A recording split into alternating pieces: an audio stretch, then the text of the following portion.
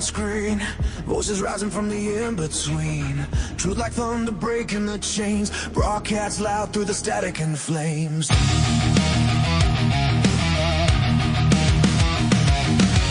From the shadows where the outcast came, built a kingdom, built a name. No suits, no scripts, no corporate lies, just fire in hearts and war in our eyes.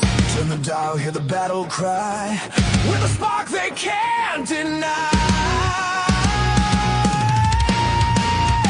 We are the M4 Empire, voices rising higher and higher. From the ashes we built this flame, now the whole world screams our name. Stand up, don't back down, we wear the truth like a crown. Through the storm, through the fire, we are the M4 Empire.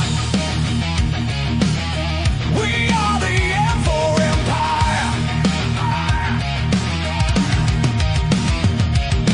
Headlines burning like gasoline, fuel for the fight on every screen. They tried to bury what we would say, but the signal cut through anyway. From late night streams to the morning cast, every shot fired, every blast. A legion formed in the common lines, an army built one voice at a time. Raise your hands, let the banners fly, this is our empire in the sky. We are the M4 Empire, voices rising higher and higher.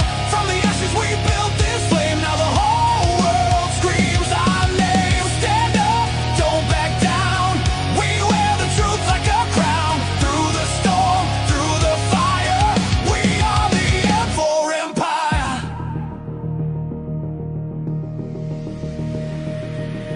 They said we'd never last, just a moment, just a flash. But empires aren't built overnight, they're forged in war and lit by fight.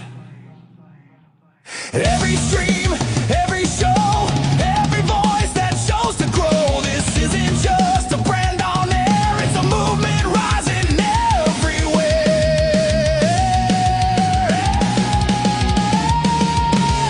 We are the M4 Empire, hear the crowd lifting us higher. Through the noise, through the flame, now the whole world knows our name. Stand tall, don't you tire, we're climbing higher and higher. Through the storm, through the fire, we are the M4 Empire.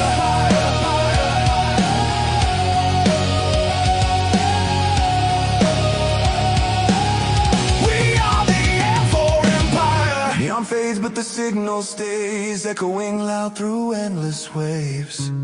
From one voice to a choir's roar. Long live the M4 Empire!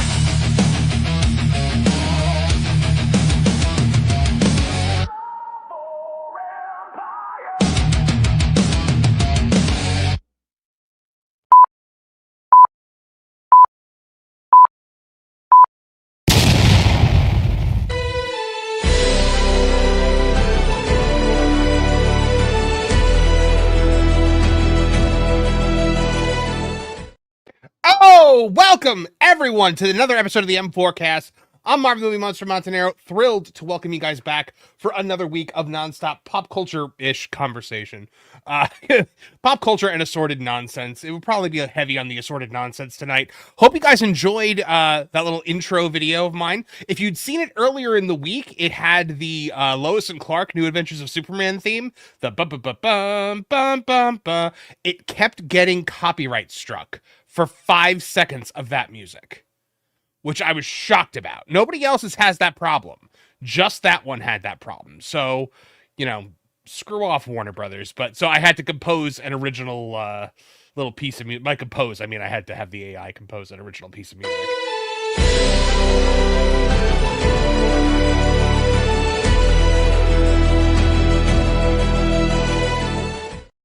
Yes, I know. I made myself Superman. I'm very humble. You know who thinks I'm really humble because I did that?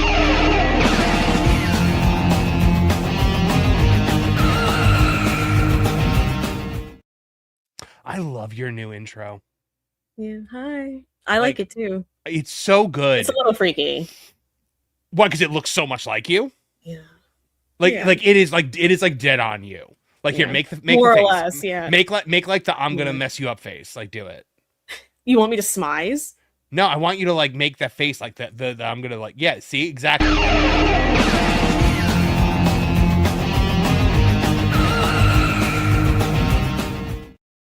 Right? Like I can't complain. amazing. Maybe Yeah. a badass bee. I can't. And I kept the car in there too. Yeah, you better have kept the car. Did you see it actually says baby on the front of the car? I did see that. I did, Yeah. but I got so distracted by how freakishly like me it looked that I forgot know. to say to you. I know. It was really weird. It was really, really weird. But yeah, everybody has new intros this week.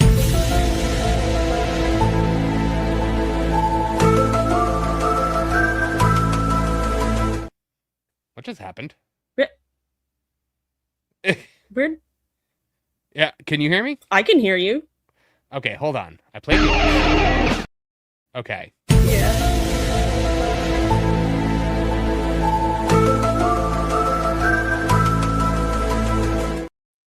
Martin, your new intro broke the StreamYard for a minute. I know. I think the aliens are trying to keep me away. I was like, I agree. can try. The truth is out there. Martin Stone, how you doing this week? I'm doing all right. You know, I actually have a better one planned for you, Martin. I just have to actually like do it, and I'm worried that the music that I want to use is going to break copyright. But I'm going to try 5 seconds. You should be safe. You'd be You surprised. should. Some I people thought it prefer. all was, but you know, mine. Like that's mine, generally the like cutoff where they Yeah. can't ding you. I thought.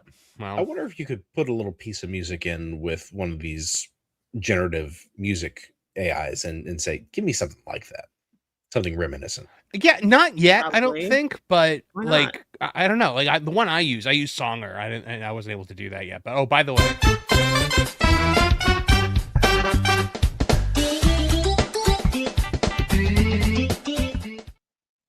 There he is. Did you So like must- it, Nolan? Something must totally be cursed in your new video because the moment you did that, everything lagged like mad for me. Did you use like black magic to make it or something? What your video? Yeah, everything crashed for me. Oh, really? Did you? So you didn't get to see the awesomeness of N64 Nolan? No, I didn't cry. Play it again. See what happens. Hold on. All right, let's see what happens.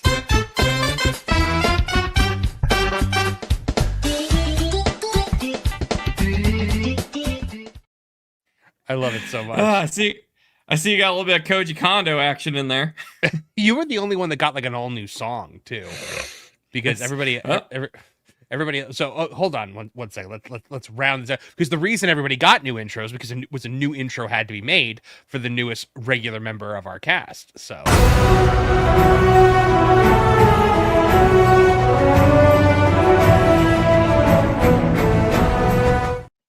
Who let me in? I love that one. She's like She-Ra. Yeah. But with a But quill. with a fountain pen, with a fountain pen. No, I really enjoy that one, Carrow. Carrow Brown with us again, ladies and gentlemen, and fresh off huge news for Rippaverse, with this global distribution deal now, through do you say it as Hatchet or Hachette, or like, how do you say it? So I've taught the whole crew because originally we were saying hatchet, and then we found out it was hachette. So I said if you do the hand movement, it helps you Hachette. say it. Yeah. Hachette. Yeah. Hachette. Okay. Well, so that means all of Carrow's books are going to now be in bookstores, comic book stores, Walmart, libraries, all of it. So Awesome! it's Yeah. incredible. We're trying to do that for the Rippison books right now too. So, That's amazing. yeah. Congratulations. Amazing. Thank you. Yeah. Thank you. So Lorn might be joining us a little bit later. He is a little bit backed up in work, not like, GI track. Constipation. I mean, He's I a didn't know little- we were that open, but He's a little backed up right now. He's ingesting fiber. went to Taco Bell. I did want to play Lorn's intro though because I love it so much.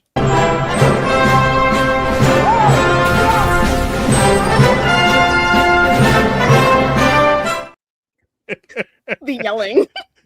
So all of them came with like actual sound in them, and I dump out the sound to do the to have the music there. Only with Lorn did I leave it in. Yeah, because it was just so perfect. By the way, Kevin's also not here this week. Hopefully, Kevin will be able to be back next week. But I did want to play Kevin's new one too.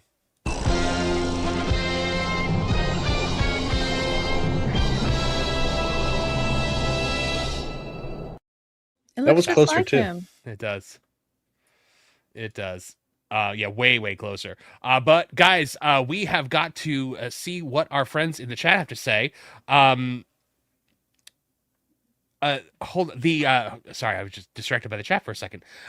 So on Friday, next Friday, not this Friday, but next Friday, there is a special on thatparkplace.com, and it is called the Wilton Legacy. So basically, it is a Wilton centric special in which Wilton the Troll is going to get legs for the first time. Oh my Now, goodness. people have asked me, Marv, are you going to be there for the Wilton Legacy?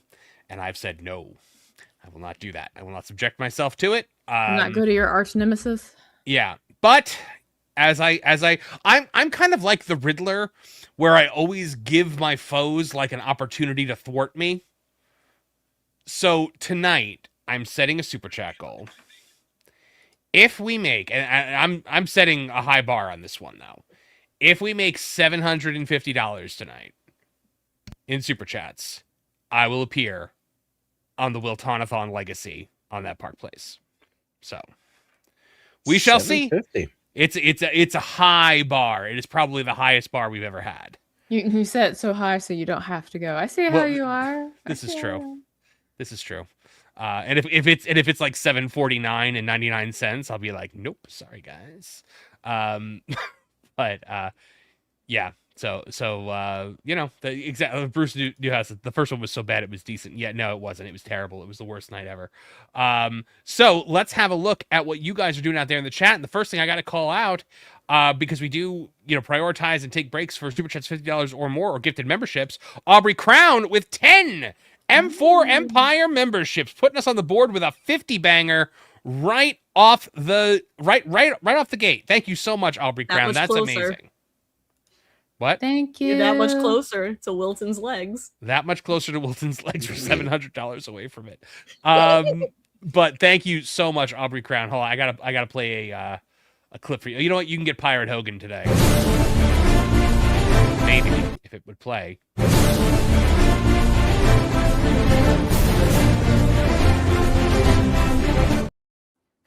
I gotta watch that Hogan doc. The first time it didn't play. Yeah, it did. Oh, it didn't play for me. Oh, StreamYard's up to shenanigans. Yeah, shenanigans. Yeah, so let's see whatever. I wanted to highlight this one. Is Mex for Life says, hey, why does Trish have RBF in this thumbnail? Apparently, when a female looks tough and like she's gonna fight, it's RBF. I didn't know that. At least no one turned around and said, you should smile more, because women love it when guys tell them to smile more. Did you got like the Buffy like red leather jacket and all of that? Yeah. Yeah. And then Carrow got the Dark Willow treatment, and Vampire Lorn is horrifying. Lorn's not here. I did. He sent it to me and I was like, Vampire Lorn is horrific. Yeah. But that's like a compliment. Yeah, She's that's like supposed the to point look of it. horrific. I saw the thumbnail and I was like, I could literally show up looking like that. And I went to go through like my contacts and I was like, no, I don't have those contacts now. Oh. I don't have that red leather jacket. There will be another time. Next time. First Dragon Queen for 5, bringing us 55, says, you mean you don't have your skeletons up all year telling people to like, share, and subscribe? Yeah, I'm a weirdo. That's not being a weirdo. It's just, we're not making judgments. We're just making comments tonight. So Pastor Muppets member for 17 months. Can't believe we've had memberships for 17 months. Yeah, really. Let alone that we have people that have been members for that entire time. Says, welcome back, Trish. My wife just disclosed that she never went past season 3 of Buffy because she jumped ship for Angel. We found our next binge. You have to watch both. Alternate, yeah. Yeah, like that's the whole fun and annoyance of a Buffy Angel binge is you would watch Buffy and then you'd take out the disc and you'd put in the Angel disc and you'd sync it all up. And exactly what I did. It's what everybody does. And you have to go Buffy Angel, Buffy Angel, Buffy Angel because that's the order in which it airs. Yeah. I would like to say I did hear one important part of last week. What was that? Where your very special, lovely guest Danny? Yes. Oh, Chose where she likes Spike? Spike? Yeah, well, she's Yeah. wrong. No, she's not. Yeah, no, Right, she's Carrow? wrong. No, she's not. I know Carrow's on my side. I mean, I don't think either. I don't think she deserves either of them. I just that's think where I am Spike's on just a that. superior vampire. I mean, Period. who she wants is one thing.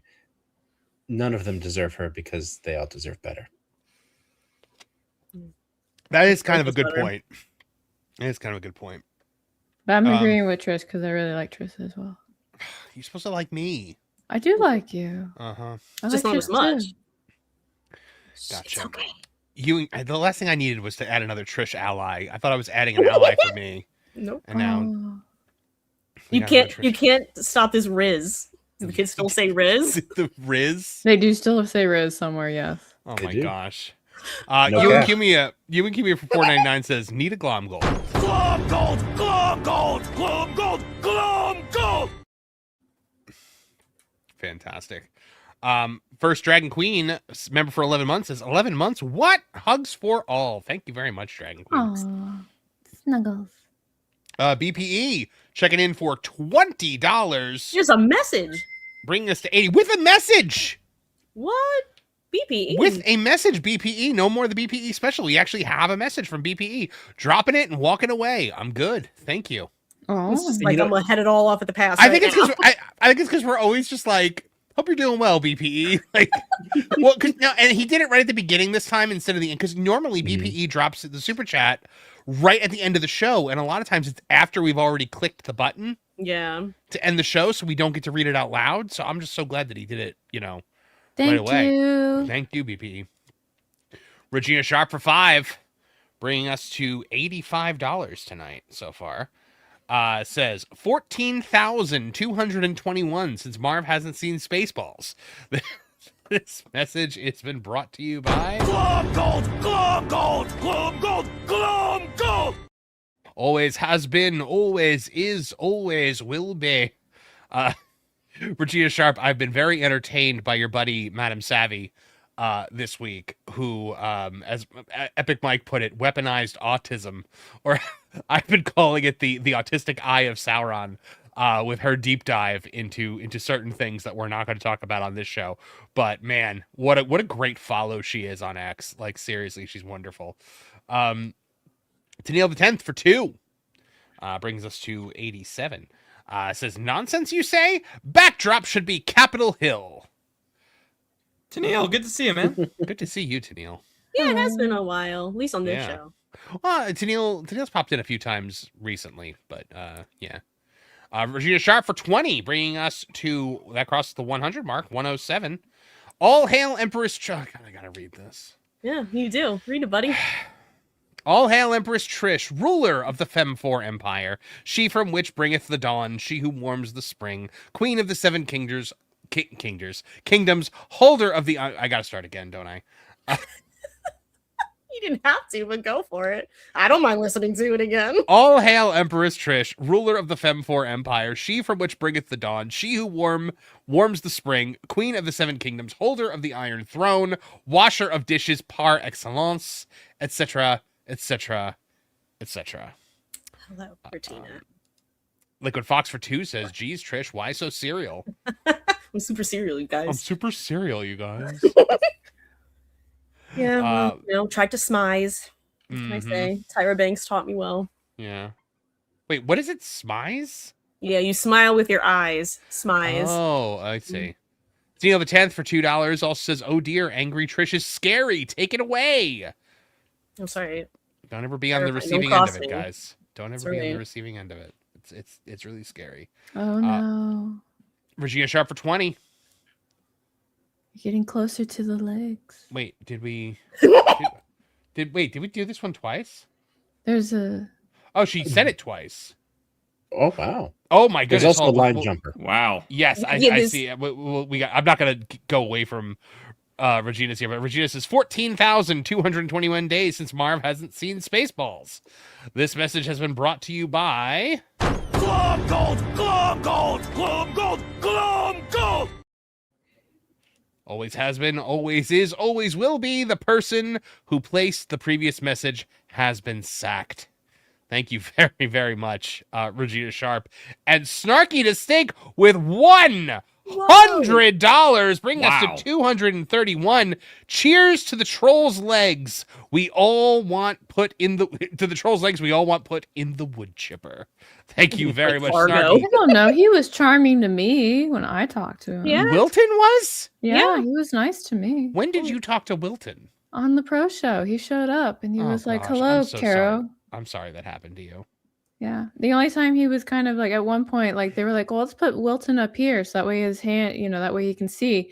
And so they moved me down. He was like, this is great. I'm always used to talking down to women. And then they switched our squares back. Oh,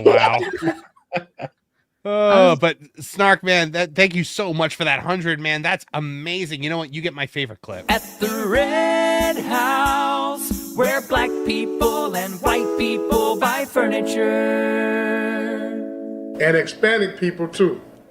And Hispanic people, too. Good point. Go ahead, Nolan. What were you going to say? Of all the clips, I was hoping it would be that one. Good man. Thank you. Snarky, thank you so very much. And Snarky also for 5 says, I got one, Marv. Omnibus, buddy. We'll see how long I wait for the Rippaverse Omnibus. Awesome. I can't wait to hear what you think of it.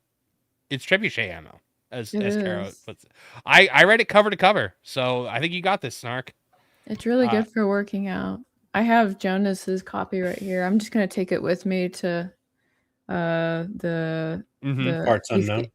The convention that we're going to. The Yes. name has escaped me. I'm slightly sleepy. It's all right. Jonas hasn't announced that he's going to that one yet, so I'm just gonna let that sit in the ether and let. And, Oh, is he not going? Oh no, he's going. He just hasn't announced it publicly. Oh, I'm sorry. I don't think he needs to now.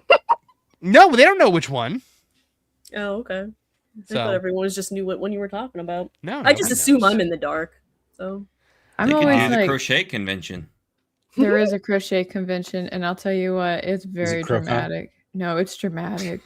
I'm not It's shocked so- that it's dramatic. Like if crocheting has like a toxic fandom around it, like I would not be shocked by that. Okay, let me tell you a little bit about one of them I did not go to, but one of my friends went to. So usually like these crochet conventions also have like what they call yarn dyers and yarn spinners. So they're the people who make like the really nice like looking yarn and whatnot, right? And in one convention, the people that arranged it put it in a building that had not a very good ceiling. And normally that would not matter, except that there was rain that day. And so a whole bunch of wool dyers yarn got damaged because of the rain, because they put all their stuff there the night before, and then a thunderstorm came and destroyed all their product, right? As you do. Yeah. And then on top of that, there was like some blatant favoritism with the people who arranged it and who was like present. And there were some other shenanigans I won't dive into because I don't need the yarn community to come after me, but it was like a huge ordeal. And the yarn drama community, because they have a section as well, it's just drama tubers for yarn. They talked about it for like months, and I was like, what is going on? This is fiber. This is amazing. I need to learn like several hours worth more of lore of the yarn community. This is amazing. There needs to be a waiting for Guffman for this. There's one situation that's going on right now, and I don't want to say his name, but he has a very here, I'll type it in the private chat here in a minute. Say his name and he appeared. But Sorry. like he did this thing where like he infiltrated one group and then he had a crash out, and now he's saying like they're all like against him, and how they're all making up stories about him and all this other stuff. And the thing that kills me is this guy looks like Santa Claus, and I'm like, can't you just like make Be sweaters jolly. and be happy? Yeah. So this is all around like crocheting. Crochet and knitting, yeah. Fantastic. I love Yeah. it. Bruce No, no. Newhouse. Bruce Newhouse for 5 says for Wilton's big right toe. There you go. I'm sure he appreciates it. Regina Sharp, member for 15, says Spike did wonderful Lex Luthor in DCU Online. He wins. He was also a really good Lex Luthor in one of the animated. I think it was Superman Doomsday. He is Lex Luthor. he was also And he's Supernatural, and David Boreanaz wasn't. So Because David Boreanaz was in Bones. Because I don't David care. Boreanaz got on TV on Buffy and stayed on TV for like 20 years. I know, seriously, Yeah, he he always moved over it's to like the he ceiling thing, and he just lines up gig after gig. I It- feel like. It What was a terrible insane. problem to have. Have you ever seen the Family Guy joke where they're like, "There's the Aurora Borealis"? And he goes, "Yeah, and there's the Aurora Borealis," and it's just David Boreanaz' like real life face, like up in the sky. And he's like, "Hi there, nice night, isn't it?" This time of day, at this part of the country, condensed entirely in your kitchen? In your kitchen, yes. May I see it? No. Nope. Nolan, good pull. Nolan just pulled Thank you. a classic Simpsons joke. Skinner and the Superintendent. Aurora Borealis at this time of day, in this time of the country, centered entirely in your kitchen. Yes. Yes. Seymour, the house is on fire. No, mother, it's just the Northern Lights. Help! Help! Help. Well, Seymour, you're a weird guy, but I must admit, you do steam a good ham. Steam a good ham. God, that show was so good back in the day. I just said we're having steamed clams. No, I meant steamed hams. That's what we call hamburgers. Patented Skinner recipe. What is that? It's regional. What region? Upstate New York. Well, I'm from Utica, and I've never heard of it. Oh, no, not Utica. Oh, Albany. Ah, yes. Juliet for £2 says like, subscribe, share, cheeseburger. I do like the cheeseburger part of that. Thank you, Juliet, and thank you for being a mod. Tyler Golosinski. Oh boy, here we go. Glory be, Mistress Trish has returned, and welcome to the new female panelist to keep Mistress Trish company. Sad no bear slayer tonight. Kevin's a bear slayer. Yeah, well, nobody's talked Kevin about the Kevin bear killing slayer. bears. No one's talked about him killing bears in a long time. Yeah, he hasn't told us of any escapades anyway. Yeah, that was his Dang thing for bear a while. psyops. So thank you, new female panelist. That's you, Carrow. Yeah, that would be you. Capital Oh, N, capital oh. F, capital P. I'm sorry. I was like quietly sharing all the drama that I wasn't going to put on the internet. I'll catch up on it later. She's like, I was Neil- gossiping. Sorry. Neil the 10th for 2 says schedule makes things complicated. I hear that, Adulting. brother. I hear that. Oh wait, hold on. I have to. That is 2, so that brings us to 243. Okay, and first Dragon Queen for 5. 248. Says, I worked really hard on those tiny things. I'm still excited to be there next Friday. YouTube hates that word. Why? Friday? Friday? I don't know. But yeah, I believe First Dragon Queen may have made Wilton's legs. I'm not 100%, but TL the 10th for 5 says for 48 for 950 brings us to 253. We're a third of the way there. Says, if we're playing old commercials, I'll pay good money for you to play the Shack-tastic commercial. What's the I've never heard- Shack-tastic commercial? I've never heard the Shack. Is that there was a show? Do you guys remember there was a TV show that was like Shack does your thing better than you do? No. No. It's like Remember so like Shaq Fu? Shaq Fu was one of the greatest games of all time. I'm shocked it never got a TV show or a movie. The story of Shaq Fu, for those of you that don't know it, is on the way to a basketball game. Shaq stops into a martial arts dojo to pee, and discovers that he's the chosen one. And you fight ninjas as Shaq in the video game. That sounds amazing. It's wonderful. You never heard of Shaq Fu before? No, I haven't. Oh, we might have to look up Shaq Fu tonight. But no, there was a TV show though where Shaq would like Shaq would go to meet like somebody that is a snowboarder like professionally, and that he would spend time learning how to snowboard to try to compete against them to snowboard. Oh, yeah. Bobby Flay has something like that, but for food. Yeah. But like Bobby Flay is actually like a guy who knows his way around food. Shaq was doing things that like he had no idea how to do. Things that no man his size should ever try to do. Yes. Tyler Golosinski for 2, bringing us to 255. Says the 2-woman power trip of the M4 Empire. All hail. Well, no, this is not going to be a thing. This is not going to be a thing. It's not female Triple H and Stone Cold Steve Austin. You and Kumia for $5, bringing us to 260. Says, Marvin reminds me when The Simpsons was worth watching. Oh, man, remember that? We had it good for so long with The Simpsons. It was such a good show. Main Street's still all cracked and broken. Sorry, Mom. The mob has spoken. I actually watched one of my favorite bits the other night where Homer has the 10-foot hoagie. Do you remember that one? Oh, yeah. Oh, Homer, you've been eating that for a week. I think the mayonnaise is starting to turn. 2 more feet and I can fit it in the fridge. Marge, I need you to leave me alone with the sandwich now. Are you going to eat it? Yes. Oh, I love it. Uncultured Barbarian. Ah, there he is. Haven't seen you in a while. Not a big Potter fan, but I've amused myself saying Gator's lines from the other guys and other inappropriate things in Dobby's voice. Oh, okay. I've never tried to do Dobby saying inappropriate things. I don't think my Dobby is all that good, so it's just the only one we've got. And Tennille the 10th for 2 says on YouTube, Shaq playing Scrabble. We're getting you closer to the legs with every super chat. Yeah, we're at 267 right now. That's pretty close. I did just watch a video of Shaq unable to contain himself when Charles Barkley says things that are off color, but he didn't know that's what he said. I have not heard of that. I'll see if I can find it and send it to you. Hold on, was it Shaq play? What did you say? Shaq playing Scrabble?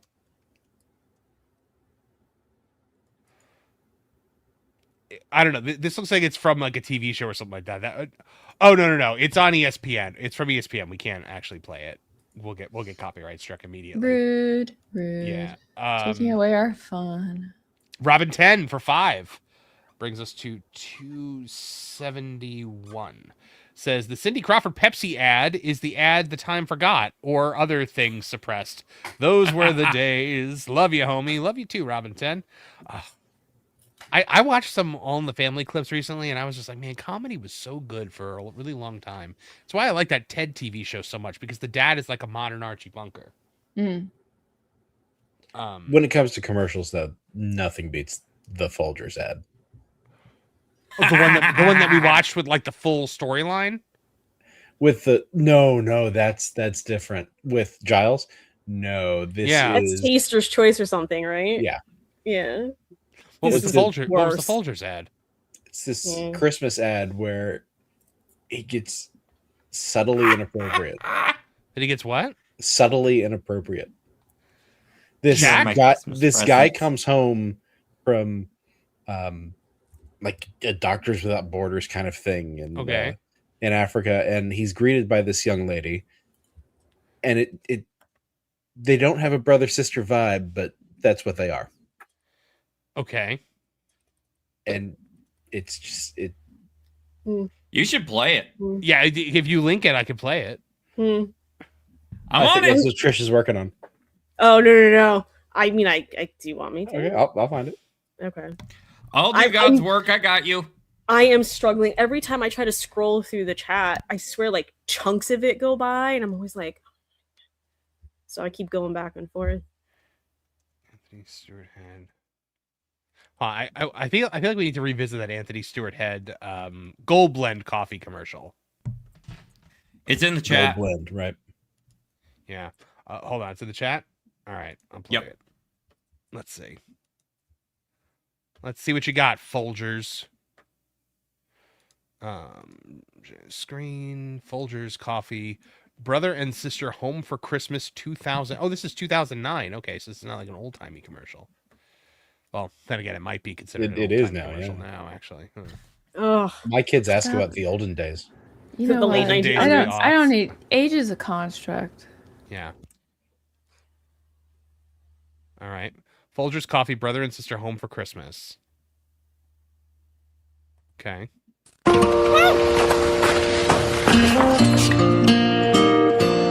must have the wrong house. Sister? Oh, I missed you so much. They waited up all night for you, you know. It's a long way from West Africa. Oh, real coffee. He's here. He's here. Brought you something from far away. Really? Oh.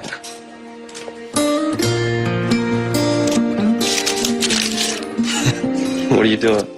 You're my present this year. They're looking at each other really weird. Mm-hmm. Is there anything more? Like, I'm sufficiently creeped out by this commercial.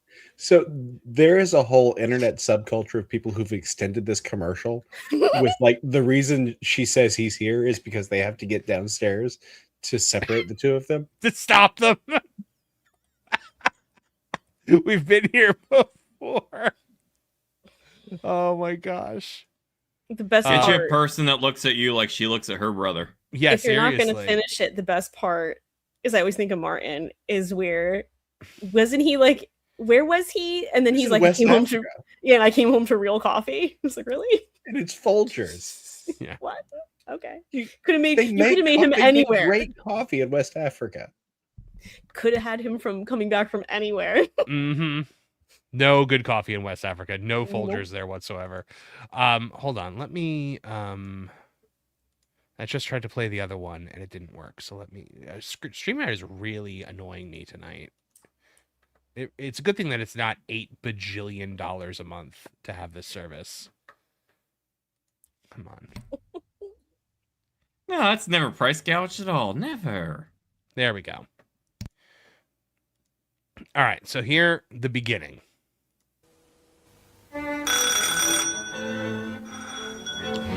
Hello. I'm sorry to bother you, but I'm having a dinner party and I've run out of coffee. Come in. Thank you. That look he gives there is not settling. No. Gold blend be too good for your guests? You saved my life the other night. The dinner party. The coffee. Very successful. How can you ever thank me? I'll try and think of something. But you're always this late. I won't be tomorrow. What's happening tomorrow? I'm inviting you for dinner. You want the lady of the house? What is happening? Well, she's getting changed. Could I offer you a coffee? Come on, I Giles. called round last night when you had company. You mean my brother? Came round for coffee. Oh, Right. phew! Came around for coffee. I'm sure it was Gold Blend. The brother doesn't get gold blend. You know. Oh, finally. This was the will they won't they of the last minute that I have been just really, really stressing about. You know, I guess it really didn't do a good job because you can never remember what coffee it's for. Yeah. So Because it's about everything blend. but the coffee, Trish. It's gold blend. It's gold blend. Yeah. I'm just saying that's the job of an ad. It's barely about the coffee. Hello. I want to see you. Now.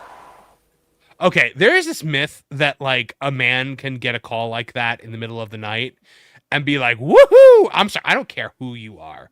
If you call me in the middle of the night and wake me up and say, I want to see you now, I'm like, you can wait until tomorrow. Sydney After Sweeney, brother? You can wait till I've had my gold blend coffee. Wake me up before you go. If I didn't get you out of bed. This coffee tastes good. Uh-oh. Hello. Say it ain't so. That too, Tommy. You son of a...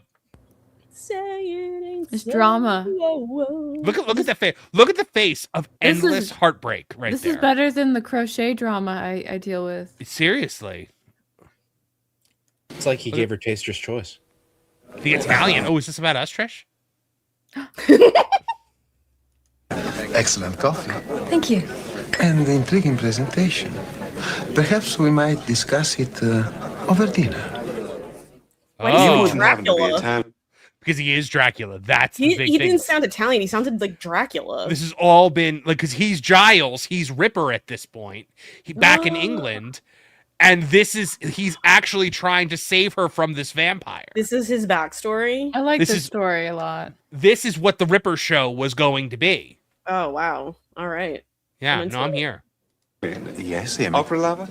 It's always Italians. Has she talked offshore investment yet? I think we should leave before the paparazzi get here. Which way's the kitchen? Golden roasted, richer, smoother, Nescafe Gold Blend. Well, they finally talked about the Cafe. coffee. So it wasn't Taster's Choice either. Good job. No. Giles soap opera commercials. I No don't idea know what why it's I for. let you do that. Because I see. You serve better coffee. Besides. I love you. Oh. He said it. Oh. And now it doesn't matter that he clearly cheated on her. Finn. I'll tell you what does matter. This $50 super chat from you and Cumia. Oh my goodness, you and Oh. Cumia Closer with the to 50 legs. banger. Married with Children did a parody of these coffee ads. Young Christina Applegate. Oh my goodness, that sounds amazing. And thank you for the 50. Hold on, that brings us to 31, 81, 91, 301, 311, 320. It brings us to 321. He's got legs. He knows how to use them.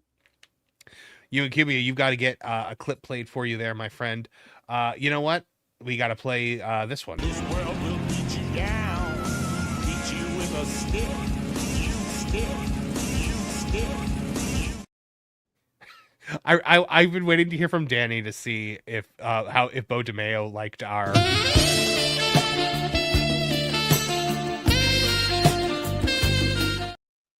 I can find out. Hold on. Let me ask her. I have to admit, I start swaying anytime I hear that song. It's a phenomenal song.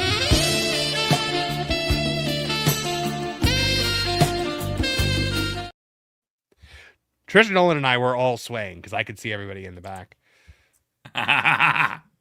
Oh my goodness, yeah, but man, that did you ever? I mean, you heard about the Ripper show, right? Vaguely. Sounds vaguely familiar. It was like it's where he goes when he leaves Buffy, and when he comes back to fight Dark Willow, he's coming back from the Ripper show. Yeah, like when he talks about like the coven of witches that he's working with. That was all supposed to be part of that show.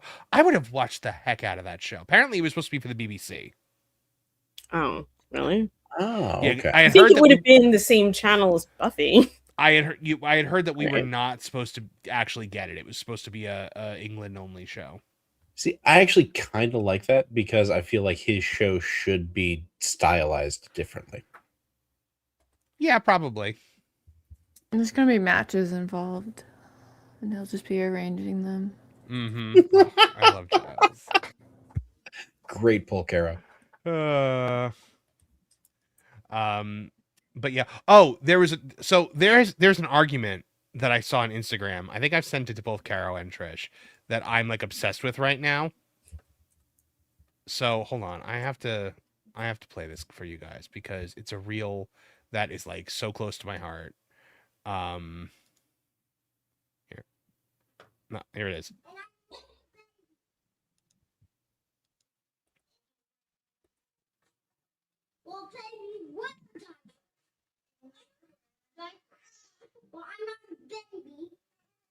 It's not showing. It's not showing for us. I can hear what it is though. I can hear what it is because you sent it to me, so I can recognize it. Sorry. Here we go. Now it should. Diapers, and I'm not a baby. And you're wearing a diaper. Well, babies wear diapers, and you're wearing a diaper.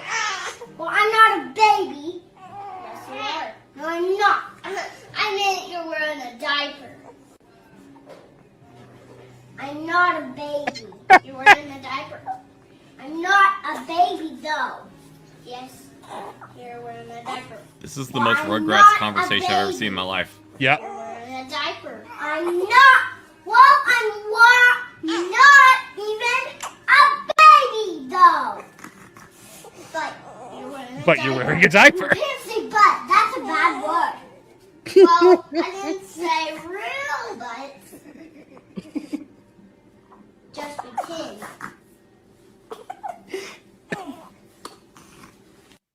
That kid is gonna get on the debate team. He's gonna crush everyone. Oh, absolutely. Yeah. I love the calm, measured, like he never stoops to her level, right?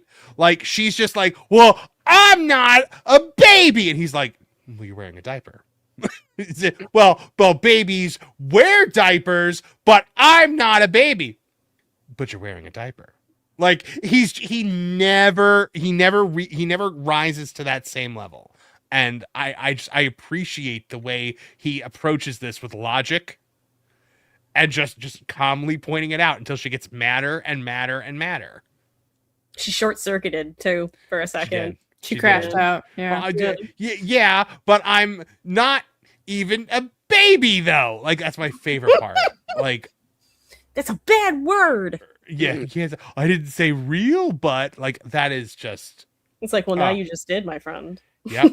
Yep. You're wearing a diaper. Yeah. It is.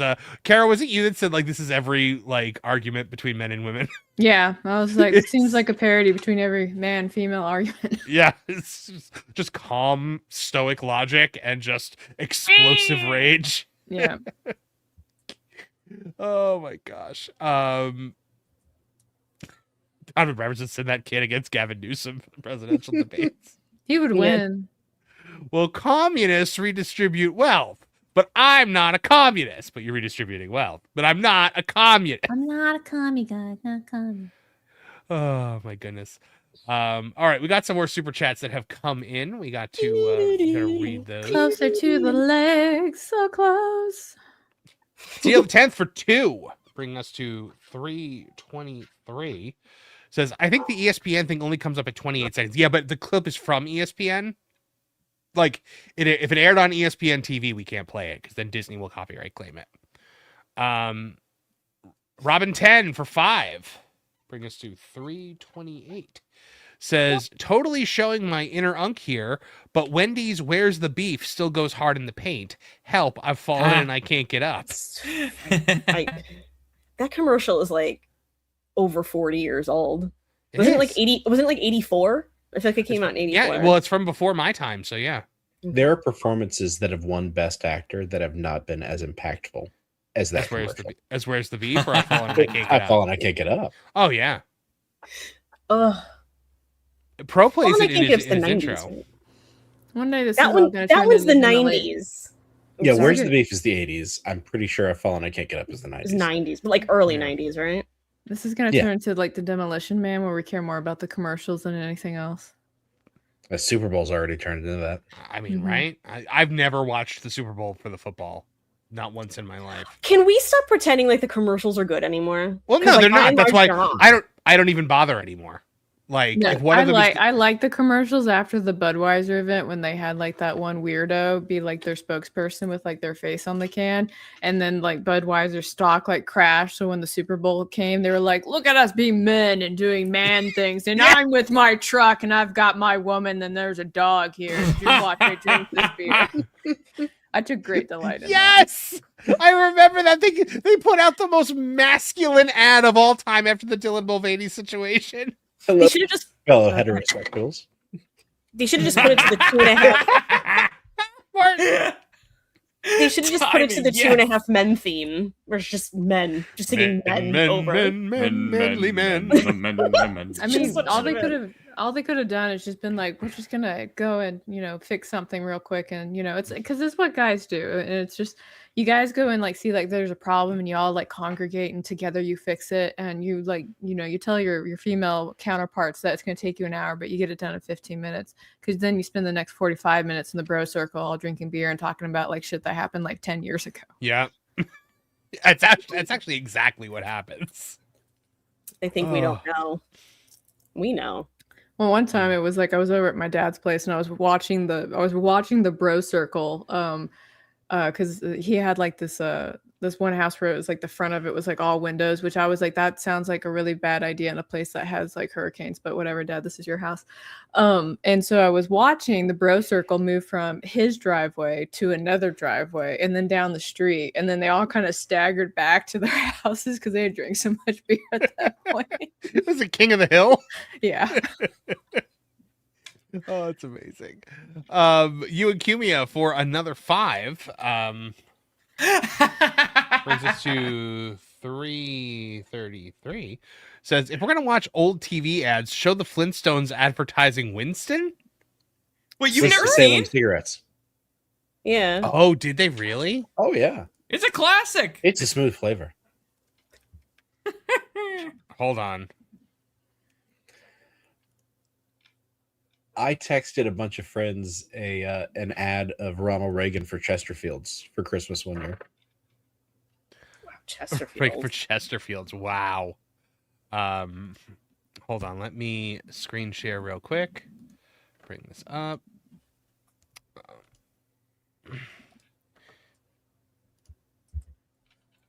All All right, let's see what we got.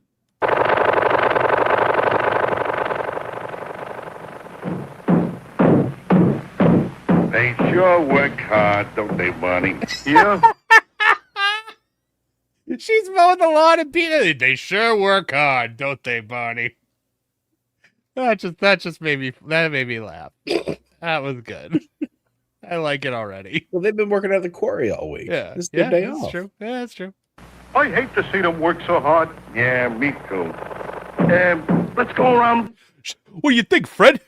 Should we try to help out now? Let's not get crazy here, Bon. Let's just buy him cigarettes. Back where we can't see him. Gee, we ought to do something. Oh, that was the Fred. joke. Oh, me too. Let's go around back where we can't see him. Gee, we ought to do something, Fred. Okay? How's about taking a nap? I got a better idea. Let's take a Winston break. That's it. Winston is the one filter cigarette that delivers flavor 20 times a pack. Winston's got that filter blend. Yeah, Fred. Filter blend makes the big taste difference, and only Winston has it up front where it counts. Here, ahead of the pure white filter. Winston packs rich tobaccos specially selected and specially... They're literally watching them do this cigarette commercial. Is this why they ended up doing vitamins? Maybe. Smoking. Yeah, Bonnie, Winston tastes good, like a cigarette should. Oh, now they get the mop. How lucky. Oh, incredible. That was really good. That was a good one. Good pull, you and Cumia. And then Uncultured Barbarian for another 5. This is 2, 3, 38. Says, not a creepy commercial, but I like the Ray Bradbury Prunes commercial from the 60s. I think we're starting to like get into like danger zone with some of these commercials. I feel like at least one of them is going to trigger something. Don't look at me. I don't know. They should be happy. Highway to the danger zone. Kenny Loggins will show up and beat you. Loggins will show up, but not Messina.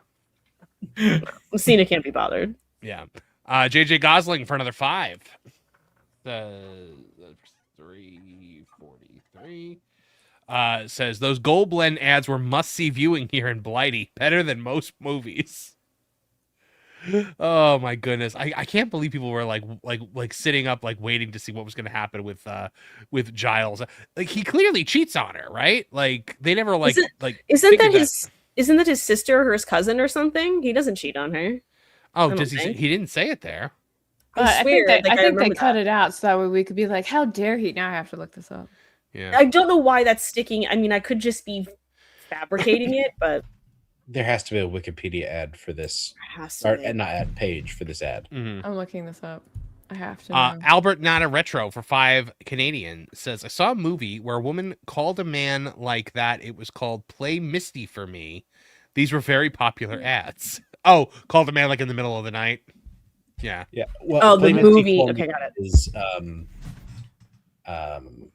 blanking on his name. Clint Eastwood plays a disc jockey, like an overnight disc jockey, and this crazy woman keeps calling him. Okay, that makes sense. Wanting him to play Misty for her. Yes. Had I guess. Yes. Liquid Fox 85 for $2 Canadian says, it's like AEW fans versus WWE fans on X. Well, yeah, except there'd be a lot more F-bombs and threats of death. Tennille the 10th for 5. Bring us to 355. I'll take your word for it, but for what it's worth, it used to be one of those bits that exclusively aired in New York City taxis. That's how I know of it. Huh. Okay. It's an interesting method. It is. Just putting ads solely in taxis. Yeah. A lot of people take taxis. Well, they did. It just, well, like, because when I went to find the video, it said, like, from, Disney ESPN, and I was like, uh-oh. If they own that footage, we can't play it. So this would have been like in that brief period between when taxis started to have like infotainment screens, and then everybody went and started driving or riding Uber. Yeah. Yeah. Pretty much. Oh my goodness! I have a plot twist of the coffee story. Okay. Ooh. Okay. Oh, whoa. Okay, so the story takes an unexpected turn as Shannon and Tony realize that they have nothing in common and decide to break up. Only the coffee, of course, is what brought them together. The breakup sucks, but this is how the ad decided to navigate this defining moment in the relationship. And then the other plot twist is that Shannon calls Tony in the middle of the night for a booty call. And so that's when she goes over because they'd already broken up. And so when she came for the booty call, he had another woman there. Oh, okay. So we missed some stuff though, but then they get back together. No, they weren't together at that point, but I'm still don't they get back together later? I'm looking. I had to give the context that they had broken up. So he was not cheating on her. They had already left. Okay, I need to catch up on my stories, guys. We need to know the plot. Okay. Can you keep talking? I'll be right back. All right. This is filling the hole in my heart left by all my children getting canceled. I need this. Oh my goodness. You know what I might do is I've got all my my TV shows and stuff like that digitized, and I pull them off a server. I might find one of my wife's shows from that era of TV and just cut these commercials into a random episode and not tell her, so that when she goes to binge her show. You know what I did? I was telling Nolan this. I might have said it to you, Martin. I can't remember. I've been making playlists on YouTube, but I make it like it's MTV. So just put I'll find a theme and I'll put all the videos, and then I'll find the bumpers, the MTV bumpers. But then I was like, we need commercials. So I was finding commercials from a certain period of time and just throwing them in there if they would have aired on MTV. And it's been kind of fun, just letting it roll. Ooh. It feels like MTV from the 80s and early 90s is on. We gotta make our own fun. I almost played my favorite coffee commercials, which is the Wilkins coffee commercials by Henson. And I was like, you know what? I bet you somebody owns those and we'll get copyright struck for it.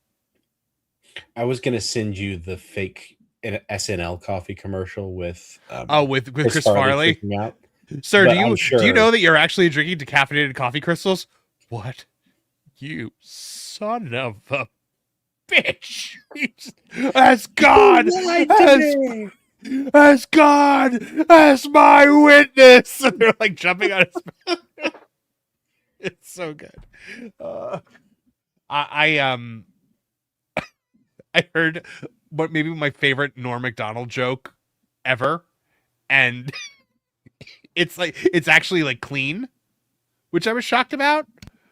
So he's like, my uncle flew in from France to see me, and he gets in the cab, and the cab driver's like, hey Mac, you like riddles? And he's like, oh yes, I love the riddle. And he goes, all right, of brothers and sisters I have none, but this man is my father's son. Who is he? And he's like, I do not know this question. And so the guy says, it's me. I'm the guy. And he goes, oh, sacre bleu. This is a wonderful, wonderful joke. Turn around. I'm going back to France. I must tell Jacqueline about this. And so he goes back to France. And he goes, Jacqueline, of brothers and sisters, I have none. But this man is my father's son. Who is it? And she goes, I don't know. Who? And he goes, some cab driver in New York. I'm so endlessly entertained by it. Norm had the most perfect delivery. I watch a lot of stand up now on Instagram, and I save the ones that I like. But when a Norm one comes up, I instantly save it because I'm just I know I'm gonna love it. Did you see his bit about somebody was talking about 420 and they made a joke but didn't explain the joke, and he's like, well, what's that? And so he goes and looks up 420, but he looks up the date, which he knows full well is a certain Austrian politician's birthday, and starts reading that.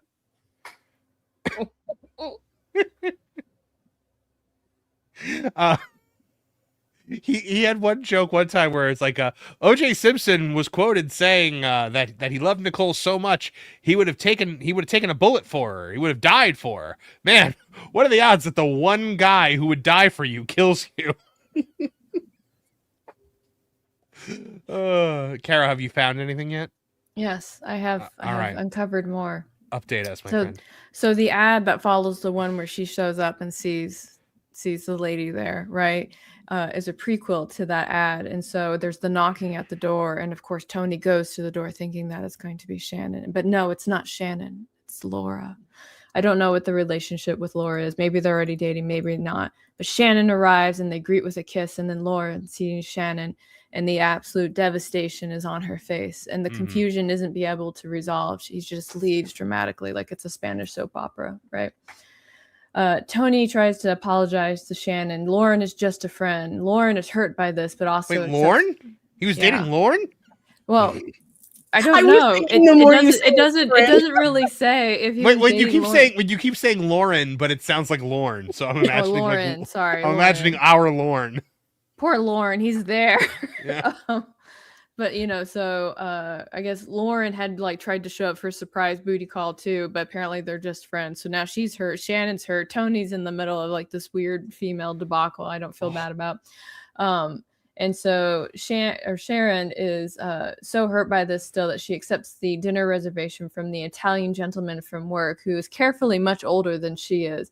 Tony tries to call her, but with no luck. What will happen? It's good news. I can just scroll down.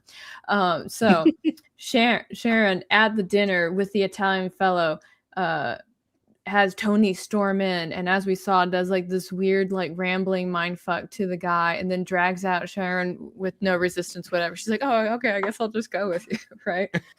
And then after that, we see that he confesses his love to her, but we don't know if she confessed it back, and we'll never know because that's where their story ends. The story went from 1987 to 1993. No way. Yeah. All right, we need to make a telenovela of this. We really do. What was the translation for that? Mezcla dorada? Yeah, let's see. Nostell attempted to bring this campaign back with a different spin, but as they like to say, it sounded like reheated soup and didn't work as well.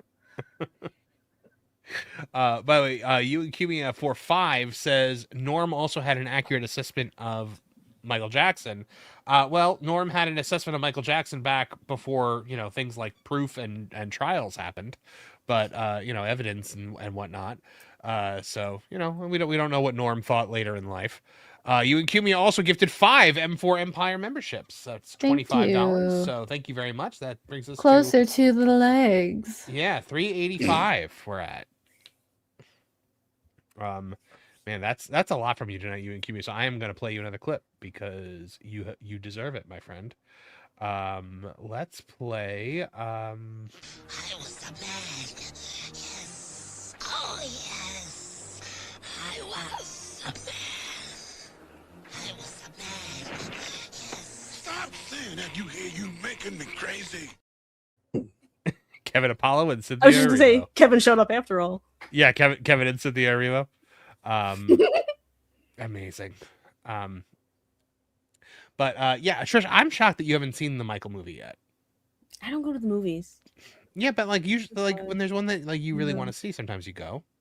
Yeah, but I don't need to see this that badly. And I'm gonna actually motivate myself to go to the movie theater and spend movie theater prices on it. Martin, did you see it? No, not yet. Oh, okay. What about you, Nolan? Unfortunately not. I've been very interested in the film, but I just haven't found my way to the theater lately. Well, Carrow and I are the only two that have seen it. And if you want to read our thoughts, you could read Carrow's thoughts on thatparkplace.com and my thoughts on geeksandgamers.com because we both wrote reviews. Good job. Yeah, thank you. Professional plugger. But in short, we both loved it. I mean... I liked it with critiques. That's what. Yeah, I had critiques too. I mean, I thought that but the one thing I said in my review was when when the music starts, the issues that I have with the pacing or the characterization of the side characters, that all goes away for 3 to 4 minutes because the music is just so universal and just that level of superstardom. Right? That level of just absolute superstardom. I would say probably the only other people that have ever experienced that, probably the Beatles and Elvis, right? Mm-hmm. Would you say comparable to Michael Jackson? Yeah. Trish, you're the expert. I'd say that's fair. Yeah. Yeah. I at the end, not really a spoiler, but also kind of a spoiler. When he sings Bad at the London Stadium, just the sheer number of people in that place, you're just that's absolutely insane. How many people are there? Yeah, they played that concert for so long on MTV, and it was always just amazing to me because I don't go to a lot of concerts these days. But like Michael Jackson definitely had like his share of people that were just so overwhelmed they kept fainting everywhere. Like I remember watching like all the footage of them having to carry like these passed out women, out of the mob so they didn't get stomped on and stuff like that. It's happening in the movie theaters. Mm-hmm. I've been seeing videos that they're having to carry people out of the movie theaters because these women are passing out. Are they not breathing? Like, do you need help? What's don't going know. on? Well, it's like, so did you see that? I've only seen clips of it, but that Elvis biopic with Tom Hanks as the Colonel. I've seen it. Okay, like when the one clip that I like is Elvis's first concert, but like the women are like passing out, and I'm just like, I don't get it. Like they're really going that wild just because he's shaking his hips. I thought Austin Butler was excellent in that movie. Was he Elvis? Mm-hmm. Whoever was playing Elvis, I was like, man, he's really good. Yeah, he was so in it that he like carried on Elvis's accent way beyond filming of that movie for a while, and everybody was like, "You're not actually Elvis, Austin Butler."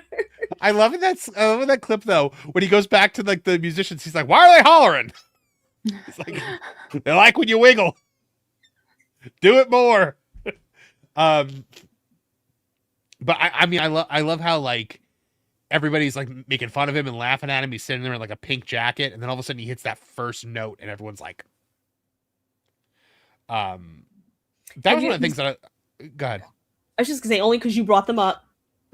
Let Go it for be the known. Beatles. Go for the Beatles. Have you ever seen clips of them when they would play like stadiums and stuff before they just gave up on touring because A, they couldn't make the music they wanted to, and B, they literally couldn't hear anything. Like nobody there, I think, actually heard the Beatles. They were too busy screaming. Yeah. I mean, they were passing out and getting carried out, and just like, and you see clips of them, and they're just looking at each other and laughing, like almost like, why are we even playing? There's no point. You just pretend like you're playing. They're not gonna know. You'd be like, this is like the easiest gig ever, guys.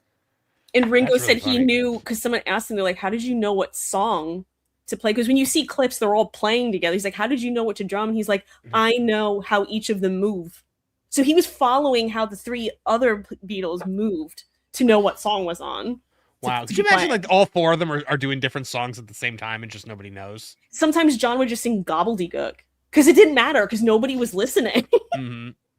They were really just standing on stage and letting people scream at them. They were like playing, but you just got this feeling of like, why are we doing but like they also weren't like they wouldn't like dance or anything, right? Like they just stood there and played their instruments, right? Yeah, they did not dance. But players will move, as they move about the stage, and they each had their own way of doing it, so Ringo could follow. But not like an Elvis or a Michael Jackson though, where it's like, even if you can't hear them, they're still putting on a show. They're Michael Jackson is dancing his heart out. It was your traditional rock band kind of setup, so they were just playing and nobody was listening to it. That's amazing. You know what makes it so much sweeter? Nobody saw the Bruce Springsteen biopic that came out last year. Oh, I'm glad to hear that. I'm convinced that not a single human being in the continental United States actually went to see that movie. Can I bring something up? Please. Okay, so you said Bruce Springsteen, so it made me think of it. The New York Times put out a list of the 30 greatest living American songwriters. And Bruce Springsteen was on it, whatever. But some of the people they left off, like Bad Bunny's on it, but like Billy Joel isn't. What? No. I'm telling you, the list is Billy ludicrous. Joel? Billy Joel should be on that before Bruce Springsteen should be on it. I mean, I think so, but the list. I will give Bruce. I like a lot of his lyrics. I really do, and I think a lot of his songs are a lot better when other people sing them. But Billy Joel is a lyrical genius. I'm gonna see if I can pull up the article. I'm sorry. I'm just gonna see if I can find it so you can see. I literally went who with some. No question about it. Taylor Swift is going to be on the list. No, she was on the list. Yeah, she was. She number one. I don't know if they were like actually numbered in like a ranking. I think it was Kanye. Was Kanye on it? I don't. He should be. Here, I'm just gonna send it. So we don't. I know I could probably pull it up, but it's just feel like why make it trickier than it needs to be? Why make it trickier than it needs to be? Oh, let's make it trickier. For Now, me. not everybody on it, if you want to scroll through it, not everybody on it is like bad. But I just sat there going, what? Like, the Billy Joel one killed me. The Billy Joel one killed me. I was like, honestly, how could you have this and leave off Billy Joel? Right. Like, all right, 30 greatest living, still living songwriters. Okay. Yeah. So, all right, Rest so in Nile peace, Billy Joel. Nile Rodgers. Lucinda Williams. Some people are actual just like they're songwriters. They're not musicians also, Okay. to be fair, but Stevie Wonder. Okay. I mean, have you ever seen the notes that he takes though on his songs? no. Neither is he. Oh. Jay-Z. Which Jay-Z. Yeah. Jay-Z should be in jail. Paul Simon. Taylor Swift. There's Tay Tay. There she is. Brian and Eddie Holland. Okay. Missy Elliott. Billy Joel, but we got Missy Elliott. I like Missy Elliott, so I don't think she should be on here, but I feel like it gets worse than her. Is Paul McCartney on here? Well, it's American. He's not American. You have to keep American. scrolling. Stop asking for spoilers. I did the same thing though. At Okay. first, I thought it was just the greatest living songwriters, and I was like, "Where's Paul McCartney?" And then I realized, Yeah. okay. All right, Dolly Parton at least is on Obviously, here. had to be on the list. Good Lord. Yeah. That woman is just... By the way, my wife and I were talking about, like, what is the next musician biopic that you think could make $1 billion? And I said Dolly Parton. Good answer. Yeah. Did you see that she just did a sequel to Jolene with some, like, current country singer? No, I I did love not. her. I'll have to listen. Oh, I think I heard that. It's called Son of Jolene. No, okay, I haven't seen this. Yeah. You bastard child. Yeah. But like think the I other, was at it's the other girl's song, and Dolly kind of like comes in on the choruses. Oh, But- like Somebody's Watching Me with Elvis. Yeah. Oh, not Elvis, Oh. with Michael Jackson. Oh, Elvis. Okay. Black Elvis, basically. Black Elvis. oh, good guys. I love the idea though, Martin. Thank you. Young Thug is on here, but Billy Joel isn't. I don't mean to sound like an out of touch like boomer or anything, but I Uh-huh. literally have no idea who Young Thug is. Neither but I do know I. who Billy Joel is. I mean, I'm assuming he's a young thug. I heard him in one song, which was a remix of the Will I Am Scream and Shout song. Uh-huh. Because do you guys know the drama behind that song? No. I didn't even No, know the please song share. was a thing until you said it. Oh, so Scream and Shout was a collaborative song between Will I Am and Britney Spears. But it turns out that song actually belonged to a different musician in the UK, and Will I Am was originally working with her on it, and he called her up and he was like, "Hey, I want to take this song, I want to put it on Britney," and she's like, "No, I'm not going to do that. It's going to be part of my album, right?"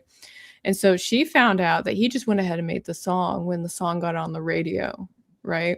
Ooh. And what happened was the reason that Britney has that accent isn't because she has an accent. It's just because she's speaking over the British person at the same time that she's speaking. So that's why her voice sounds different. Right. So they like merged it together. So the British singer took Will I Am to court and won. And of course they were like, "Well, why don't you talk about the fact that he still airs the song?" And it's like, "Well, because he still has to give me royalties and I like money." Frankie Valli is not dead. Just like to say that. Sorry. But you guys like really Keep us made me updated on sad. that. He's not dead. He's just old. Okay. Ooh. Sorry. Frankie Valli is a good songwriter. Bob Seger. Yes, Bob. Let's keep scrolling. Let us see what else there is. You have to unmute yourself. He's muted. More. Is that You why he are was muted. so quiet about Frankie Valli? I said he had to be $1 million. He But was yeah, born in he's- 1934. Yeah, he's 91 years old. Yeah, Sorry, I bless was him. muted. All right, so we had Diane Warren. We have Josh Osborne, Brandy Clark, Shane McNally. Like those are songwriters for other people, I believe. So it's Yeah. like, okay. Yeah, country. Well, Nashville. Fiona Apple. I love Fiona What? Apple. Don't say a bad word about her. Continue not. on. She's fine. Have you ever seen her appearance on Jay Leno, where she was so weird that Jay didn't know what to do? No, but that I've sounds never about seen right. Speaking where Wizard and I were talking today on Culture Crossfire about about master classes we've taken, and we were talking about we've both done the Werner Herzog one. Oh, And I saw that. Yeah. Storyboards are the tools of the coward. I laughed so I remember reading. Babyface. Stephen Merritt. Romeo Santos. Carroll King. All right, makes Carroll King. sense, Yeah. You know? I feel like that Family Guy thing, Outcast, where it's like Brian is talking about the MTV movie awards or music video awards, and he's like every year I know fewer and fewer names on here, and they just start making people up. They're like Tank Top Gay Face, Zach Chadson, Chad Zachary. Listen, I love Mariah Carey, but I do not love Mariah Carey for her songwriting skills. That is not what I think her strength is. Speaking of Mariah Carey, I want to be a Regina Sharp's baby because there's a $50 super chat. Oh, 50 banger from Regina Sharp. 50 from Regina Sharp. Thank you so much. Wow. Says, LOL, the New York Times has an 11 greatest songwriters who didn't make our list out now. Do they really? I feel like Regina's just being cheeky. Oh, but also I kind of want it to be true. Yeah, I kind of want that to be true. Thank you for the 50, Regina. Seriously, I will do the math on what that brings us to in a second, but I have got to play a clip for you. Pudding! So close to the leg. There are dozens of us. Dozens! I love that clip. The little felt legs. So hold on. Regina, you got pudding, Regina. You got the best of the best. 05, 15, 25, 30. That brings us to 435. So close to the felt. So close, no matter how far. So close. Thank you so much, Regina Sharp. Seriously. She says, no, it's real. I can't get it because paywall, but it's real. Oh, it's paywalled? I'll see if I can find an article that says it. Carol, we need to work on a book close to the felt, the story of Marv and Wilton. You want me to do that for you? I will. Kendrick Lamar, Valerie Simpson. Oh well, Billy Joel is on that list of 11. Oh, good. That's nice of them. I can see that in the preview really quickly. Bob Dylan, Lana Del Rey. All right, I like Lana. Yes. Del Rey. Yeah. The Dream. Jimmy Jam and Terry Lewis. Bad Bunny. Ugh. Bruce Springsteen. Bleh! Smokey Robinson. And that's it. That was a lot of people I didn't really know. I guess no Kanye? No Kanye. There was no way the New York Times of all publications was going to put Kanye West on a list. True. Whether he deserves to be there or not. Where's So- like some I of the didn't see classics? Taylor like Swift Paul on Anka? there. Was Taylor Swift on there? No, she was there. She was. Oh, Yeah, okay. Taylor Swift was on there. I guess I just blocked her out because I'm not Yeah, Swiftie. you definitely hit like a. I like a can mental tell block you, there. guys, who I can see in the preview in the Google search. We've got Nico Case, Frank Ocean, Wilco, and Billy Joel. And there's Tom, and it goes ... And I'm going to tell myself it's Tom Waits because I don't know what other Tom they could be speaking about. So, Tom Arnold, clearly. Huh? Bon Jovi wasn't on that list. I can't believe there's no Tears for Fears, but I don't know if they wrote their music or not. I like Bon Jovi, but Bon Jovi does not belong on that list. Belongs on that list more than some other people that are on it. What about like Paul Anka? I mean, he may be kind of white bread himself, but he wrote some great songs like My Way that Frank Sinatra did. Yeah, it's true. You know who should? Oh no, All wait, Notes. He's Canadian though. I was just thinking because I was like, oh, Barry Gibb, but they're not. He's not American, so Yeah. it was Tom DeLonge. Shut up, Liquid Fox. No, it wasn't. No. Liquid Fox for 5 also says, have you seen the Resident Evil trailer? Looks really good, but doesn't feel like Resident Evil. I'll check it out, though. I have not watched that yet. I mean, I don't really know what Resident Evil feels like. I'm only halfway through Resident Evil 2. It's my only Resident Evil game I've ever played. So, Cuban Superman You never says played Bruce 4? Springsteen. No. Cuban Superman says Bruce Springsteen's a disgrace. Yep. I grew up on it, like just hammered into my head. And now I can't even stand it. I can't stand the sound of his stupid voice anymore. Yikes. But yeah, so so here's the other thing I want to talk about today. So Disney is rolling out its Halloween party, Mickey's Not So Scary Halloween Party. Oh, the whole reason we came here, right? Well, I mean, we have a loose topic every week, so Mickey's Not So Scary Halloween Party. And they're starting it this year on August 7th. It's the first Friday in August. That is entirely too early to be decorated for Halloween and be having Halloween parties. I'm sorry. It's going to be 100 degrees. Who wants to be out in a Halloween costume in 100-degree weather? I mean, have you seen these costumes? They're kind of skimpy. Looks like stripper outfits these days. At Disney? Wow. I don't know. Nolan. Nolan, what was that noise? I'm like super unfazed by it as well, because I go to so many comic book conventions with like cosplayers that like seeing like something that looks like it walked out of a burlesque show is like totally normal to me. Yeah, it's true. So my question is, when does Halloween officially begin for you? So open to the panel there. Trish? I love it. Usually September. Some point, right? Probably September like halfway 1st. through. Yeah, some point in September, I usually start getting the itch. Carrow, what about you? I love Halloween. Every day can be Halloween to me. Have you ever done Halloween Horror Nights at Universal? I have not. Actually, I feel kind of bad because I think it was on one of the pro shows where they asked me what my favorite park was. And I think they were talking about theme parks, but I started talking about, the Mount Rainier Park instead because that was my favorite park. But no, I haven't gone to any of those. Okay, so I think you would like Halloween Horror Nights. It is incredible, and I get a frequent fear pass, and I go every year, and I go ad nauseum. I go, at least once a week, pretty much. So that starts on August 28th. So it starts right at like the buzzer for September, and it runs until Halloween.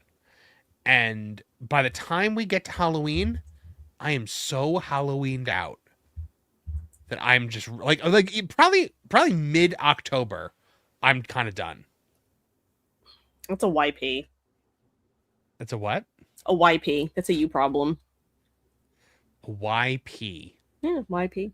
Never heard that before? I've never heard anyone use that before. Or an Just MP. make that up. It's a me problem. I've heard of a YTP. I can't wait to use that to somebody later.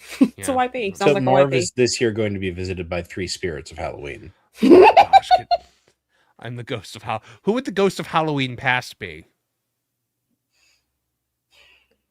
It would be Lorn, right? No, but like, it would have to be like a Halloween icon from like long ago, right? Like Vincent Price, maybe. Ooh, yes. I want to say like Vincent Price might be the one present. Like you reach way back, like Sam Hain. Oh, like okay. Like Ghost of Halloween passes like some like All Hallows Eve, like old like person. Druid kind of. Yeah. Mm-hmm. Okay. Martin, all I must ask is, can we please get Rob Zombie in on this thing? If he's done digging through the ditches and burning through the witches.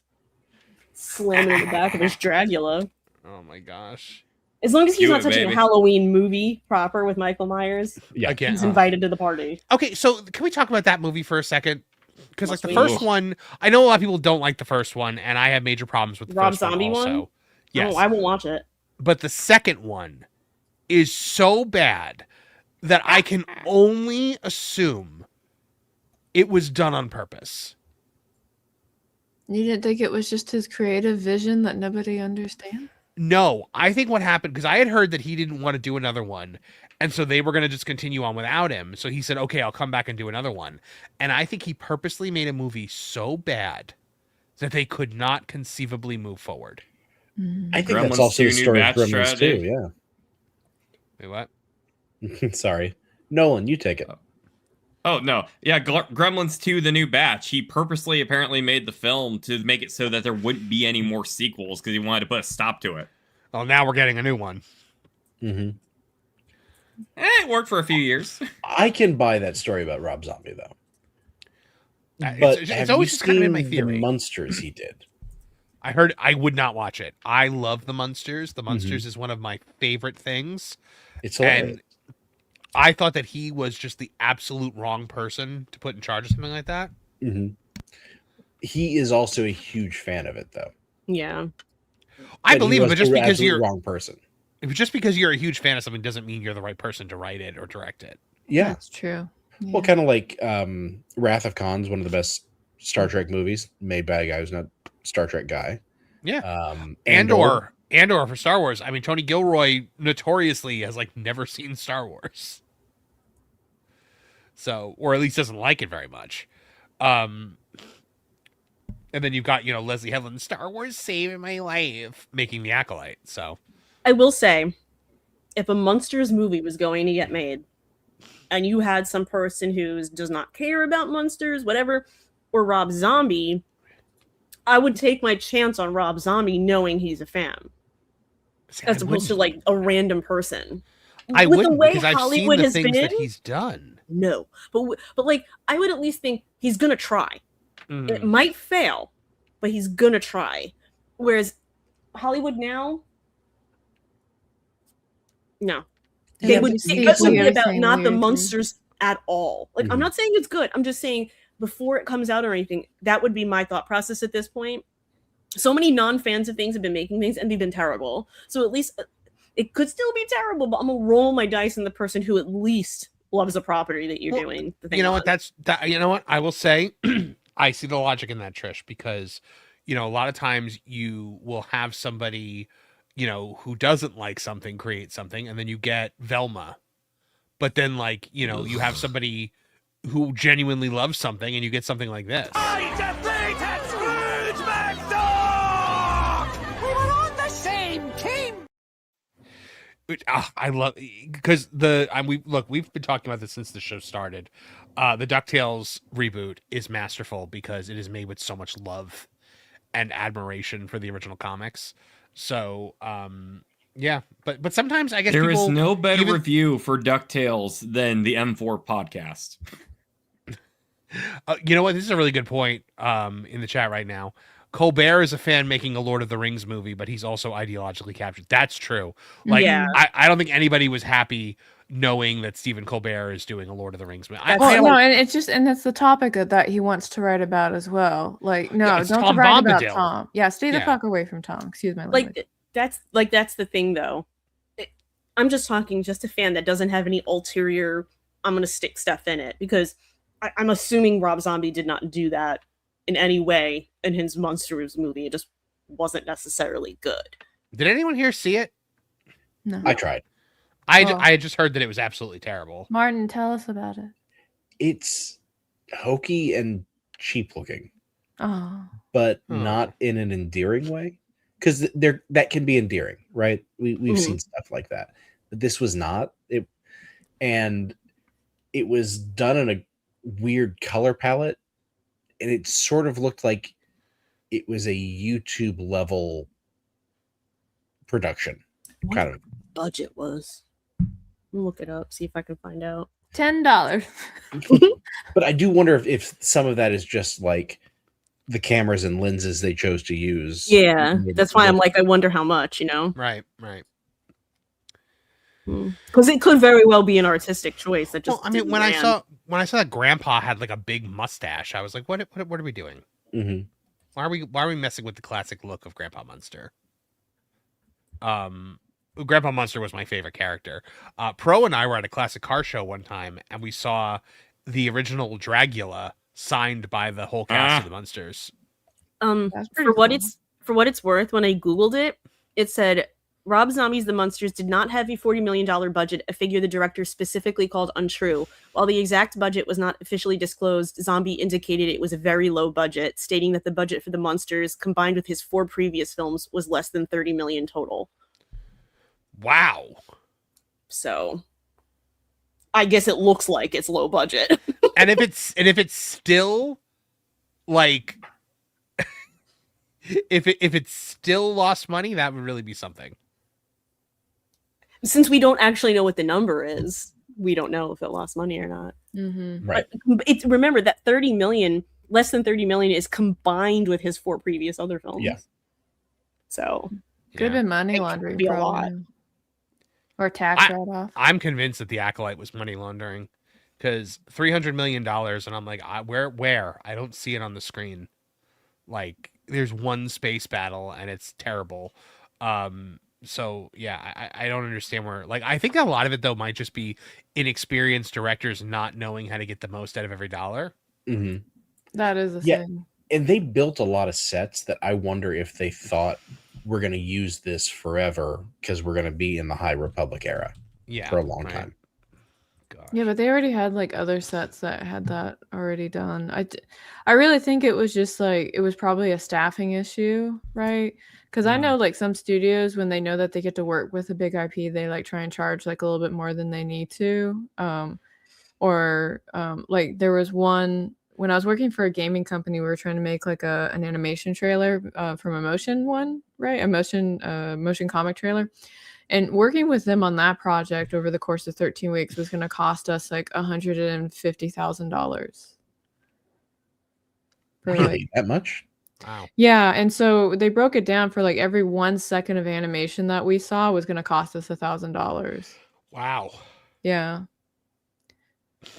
And that was a Canadian company, and Canada has a lot of ties in with like Hollywood. They've also got like some weird laws up there too.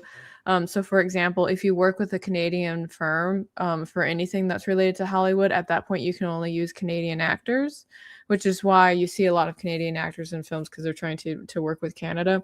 And then they naturally charge more. And then, man, help you if you do anything out of Quebec, because one of my friends worked with a company that was in Quebec, and they've got like some like special charge up there that if you contract somebody from Quebec, Canada gives you like a 40% like tax charge on top of that of what you have. So you're paying for the employee, and then you're paying a 40% tax on top of that to Quebec.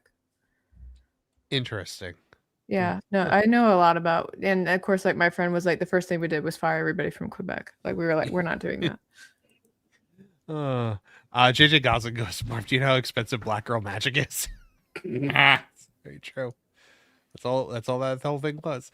But yeah, so Trish, you said Halloween starts for you on September the 1st. Or at least Carrow, like September, you know? Yeah, like or like give or take a few days, right? Yeah. Carrow, when does Halloween start for you? Does it ever truly end? It never ends. Okay. It never ends. Even this week, I was writing stories about some of my favorite monsters that I put up for 99 cents on Kindle, if anybody cares. That's cool. Yeah, like I did one about the washerwoman. So in Ireland, there's a fable about a woman that if you find her by a river, she'll be like, "Can I wash your clothes for you?" And if you say yes, she'll wash your clothes, and then within 24 hours, you'll die. Right. And so I did a story about how she was by her river waiting for people to come. And what ended up happening was her area got like demolished and replaced with a car wash. And so she was washing cars, and then like all these car accidents were happening. You just kind of follow that trail of that story. I had way too much fun with it.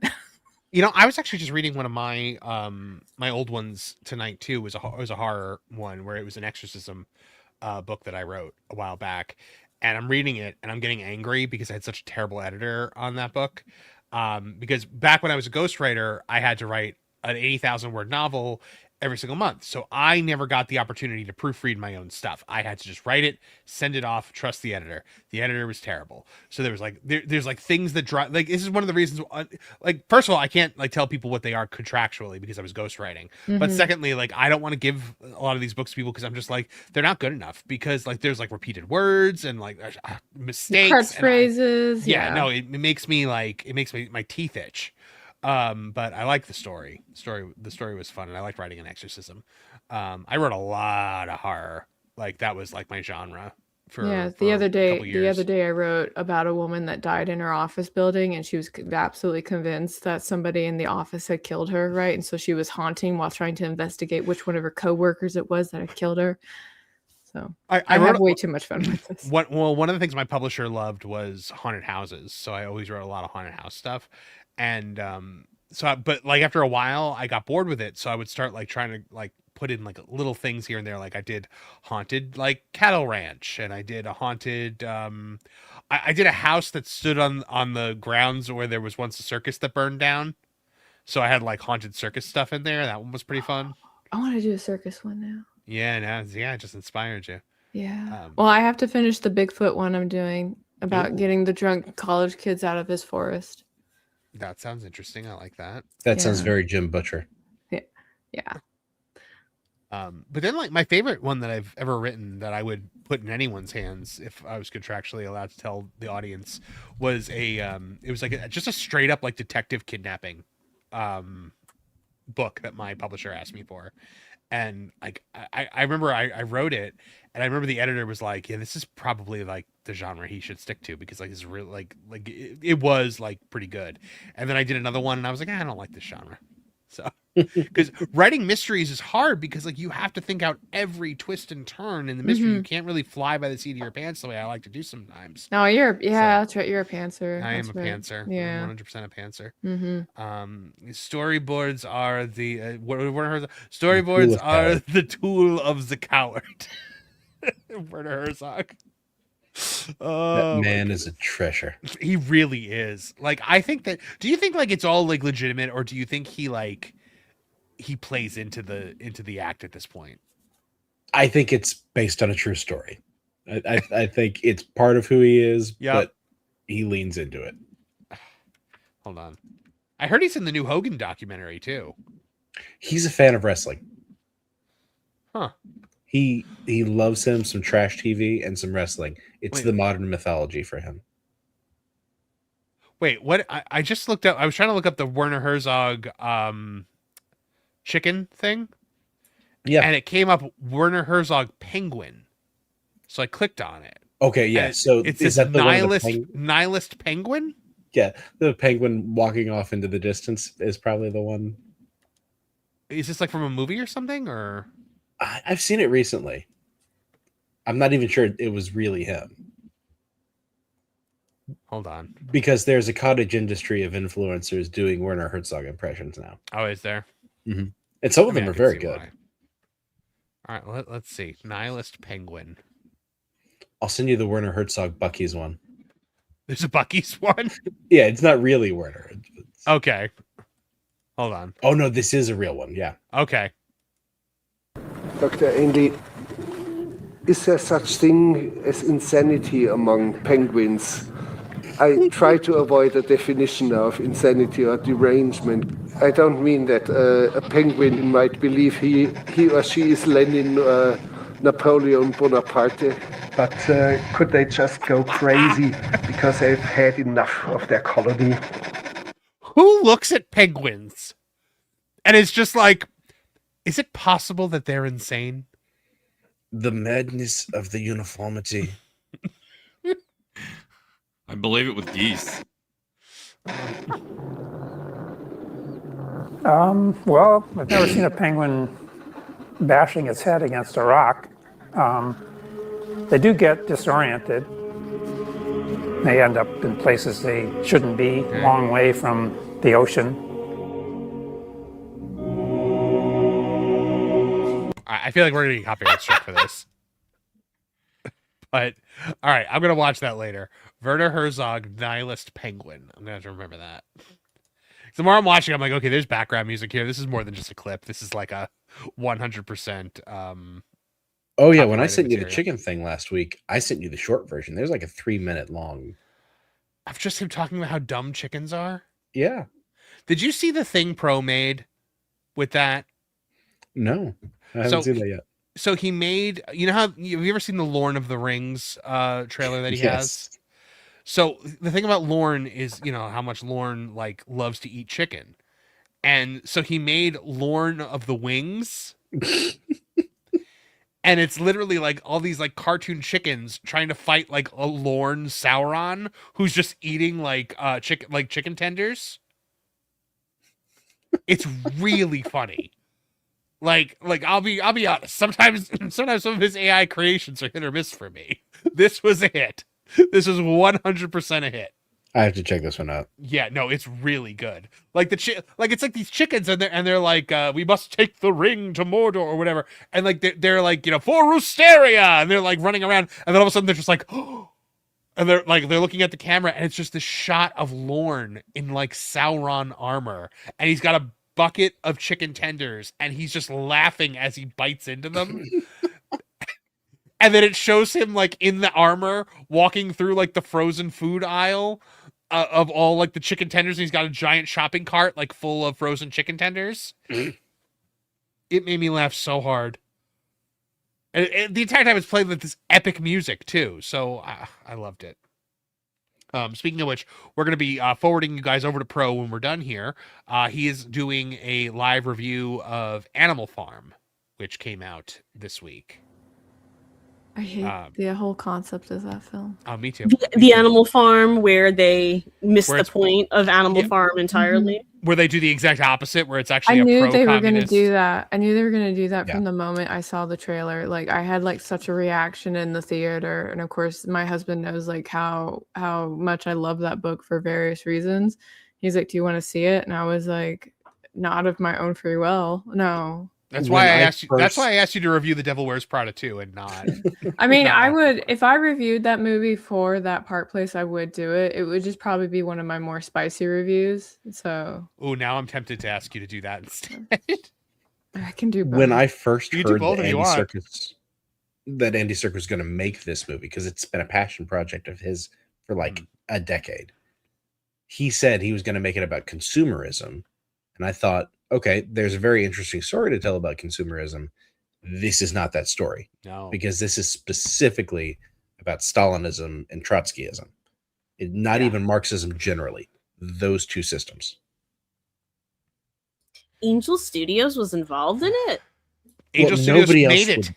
That's weird. They distributed it, I think. I think what happened was they made it. Yeah. Yeah, nobody else would distribute it. And they signed on to distribute. And I think it was like a play where, see, we're not just putting out this content that Hollywood won't do. We did something with Seth Rogen and Andy Serkis. They're big names. Mm-hmm.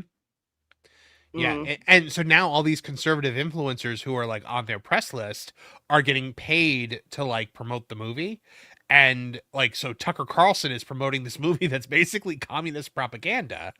And the only one that said, like, Tim Pool wouldn't sign until he saw the movie and was like, I will absolutely not promote this movie. It's communist propaganda. Good for Tim. Yeah. So he wouldn't take their money. I'm legitimately shocked that Angel Studios is in any way involved in this. Cause you know, it's almost like Angel Studios, like, the story of Angel Studios with Animal Farm is Animal Farm. Where where like they were created to like stop the communist propaganda and they became the communist propaganda. You were the chosen one. Yeah, exactly. You beat me to it. Exactly. Let's see. I keep hearing about food. You guys were talking about chicken tenders, and then someone else, or Liquid Fox, just mentioned iced tea at a Waffle House, and I'm like, I'm really hungry. Plus, we're talking about steaks, and that means bacon. I'm hungry too. By the way, I knew what was going to happen. After we send you guys to the Pro Show, at 10:30, we'll be going live on That Game Place, where Pro, Wilton, and I will be playing Fortnite. Wilton and I are currently also scheduling our 1v1 for Smash Brothers, which will hopefully be next week, and same with the Triple H live playthrough of God of War. That will also be next week, I believe. So let's see. First, Dragon Queen checking in for $5. I like Carrow all year. Good answer. I'll bring HCS next Friday. Holiday Confused Skeleton. Okay. It's $4.45. I'll tell you what. Obviously, we're not going to get to 750 tonight, I don't think. So what I'll do is we're at 445 right now. We're about to be at 455 with the next two super chats. If we can get to 500 in the next 15 minutes, which is like another $45, then next week we'll do another super chat goal. And if we hit that, I'll still do break it up. The legacy. Yeah, we'll break it up into two streams. Or we'll do the thing where it'll be all of next week's streams. You're giving his legs a shot. Wow. I'm giving it a shot, yeah. Wow. Liquid Fox for $5, bringing us to 450. Says, I haven't read or seen anything about Harry Potter. Quick Hollywood hired me to direct. Almost as silly as calling deer large dogs. Oh gosh, apparently you saw Beardo say that deer were just large dogs. Yeah. That is how you end up getting, did you put your name in the goblet? Yeah. Yes. Oh, Trish missed that last week. You know what? No, you sent. I think you sent it to me. Oh, I did. You did. You sent it to me. I did, but didn't it stop playing like in the middle? No, that was the Star Wars. No, it played. Yeah, no, I saw it. Harry, did she put your name in the goblet of fire? Oh, I love that so much. Yeah, the tone's all wrong. He's not aggressive enough. Lying. Trish, where are you at in the audiobooks, by the way? I'm still in book 2. I haven't really. I realize I do audiobooks the way I do physical books, and I bounce around. So yeah. No. Relatable. I can't. I have too many like interests pulling me in different directions and too many moods that I get, and then I'm like, okay. So I am in the middle of Order of the Phoenix, and Keira Knightley plays Umbridge. How is she? She's excellent. Okay. Like, she's so sickeningly sweet as Umbridge that, like, I think it really, really works. Here's the problem, though. I'm not picturing Umbridge in her toad face. Keira Knightley. I'm picturing Keira Knightley. So I'm picturing hot Umbridge. So I'm just I'm going through this book and I'm just like, hot Umbridge. We're going to detention with hot Umbridge. That just makes it even worse, right? Yeah. Honestly, I actually kind of hope they cast her when they get to season 5, if they ever get to season 5 of this show, because I have heard that Kit Harington is in talks to play Gilderoy Lockhart in the 2nd season. He doesn't. That's pretty good. But he doesn't. The guy from Game of Thrones, right? Yeah. Well, cut his hair, shave his beard, make him blonde.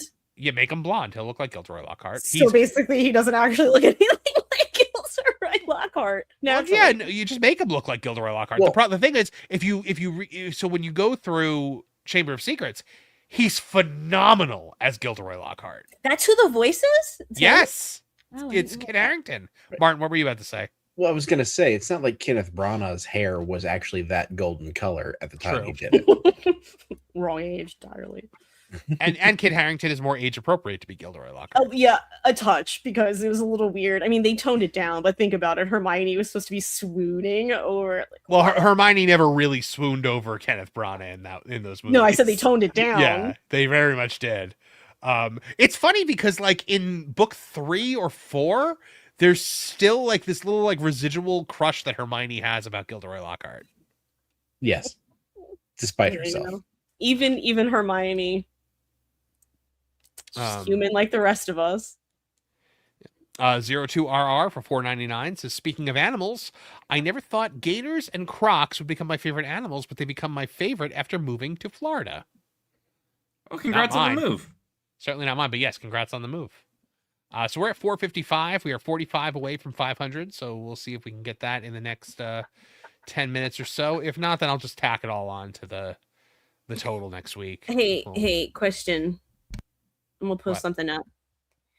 What was his description?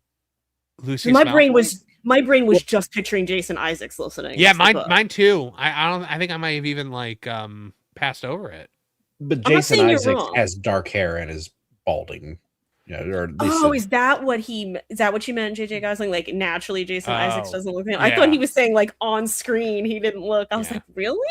Yeah. No, Okay. Tom Felton actually does look like Draco Malfoy, but more than the kid in the show. Sorry, kid. Not your fault. I mean, you know what? Like, I forgot what a piece of crap Harry is in the entirety of Order of the Phoenix. Like, well, yeah, but I mean, it's because he's connected to Voldemort, right? Like, it's because their minds are connected. Yeah. I think a lot of fans have backfilled that in. She never explicitly says it. Yeah, I don't remember her ever saying it. Like, maybe we Mandela affected that into being. You know what? You'll get there soon enough. Yeah, You'll get there quicker than I will. I'll let you know. Martin, you're going through the audiobooks too. Where are you at? I'm in Chamber of Secrets. I only play them when I have the whole family together. Oh, okay. So car trips to church and school and stuff like that. Yeah. You don't take mine or Martin's speed or lack thereof as any indication of their quality, because they are excellent. They are excellent. You know, I was really worried. So why pay for us? When I got to book 4, I was really worried. I was like, what's about to happen? Like when they switch the cast, because they switch Ron, Harry, and Hermione out. And all the kids that are in their year. Like there's a new Neville, a new Draco. Makes sense. The voices wouldn't get deeper. Yep. And I was like, but then like when we got to there, I was like, oh, okay, they're good. They're good. Do Ron and Harry sound more different when they're older? They the guy that played Ron sounds exactly like Rupert Grint. Okay, because the young Ron and Harry can be a little rough to tell them apart sometimes. But yes, oh no, they sound very different from each other, I will say. Yeah, okay. Yeah. Good. That's what Yeah. Honestly, they kind of sound like he doesn't really sound like Daniel Radcliffe. His voice is like a bit of a deeper tone than Daniel Radcliffe. I don't know. The girl that plays Hermione sounds exactly almost like what's her face? Emma Watson, yeah. Who's Snape? I don't like the guy. We know? I don't. We know it. I don't like the guy Snape who does it. Hard, the voice.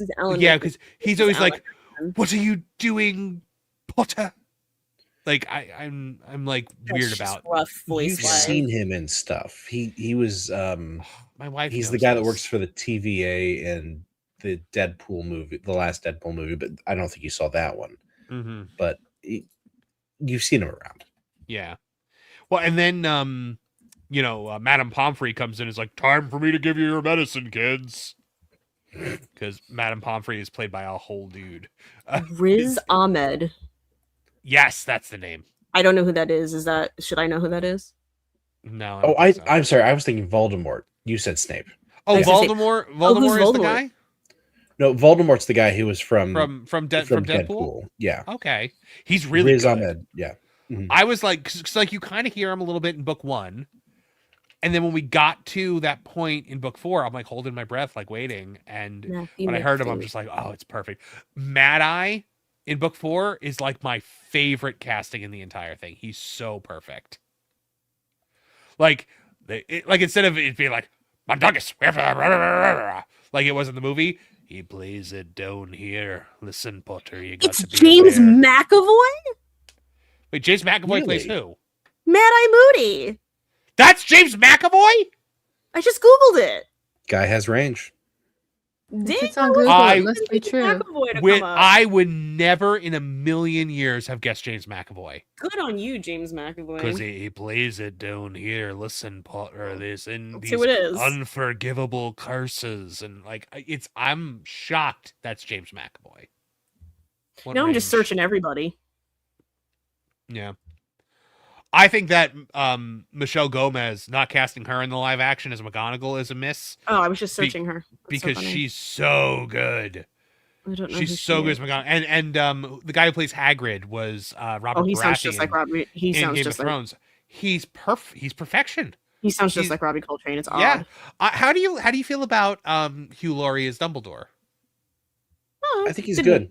I think a little more too. whimsical than either of the screen Dumbledores, which is kind of more book Dumbledore. Book Dumbledore is very whimsical, like always talking about how he wants socks for Christmas and stuff like that. And but I will say, like when we get further in, like in Goblet of Fire, and when we get to the parts where Dumbledore has to like get serious and he actually shows like that like kind of scary side of himself, Hugh Laurie does a great job with it.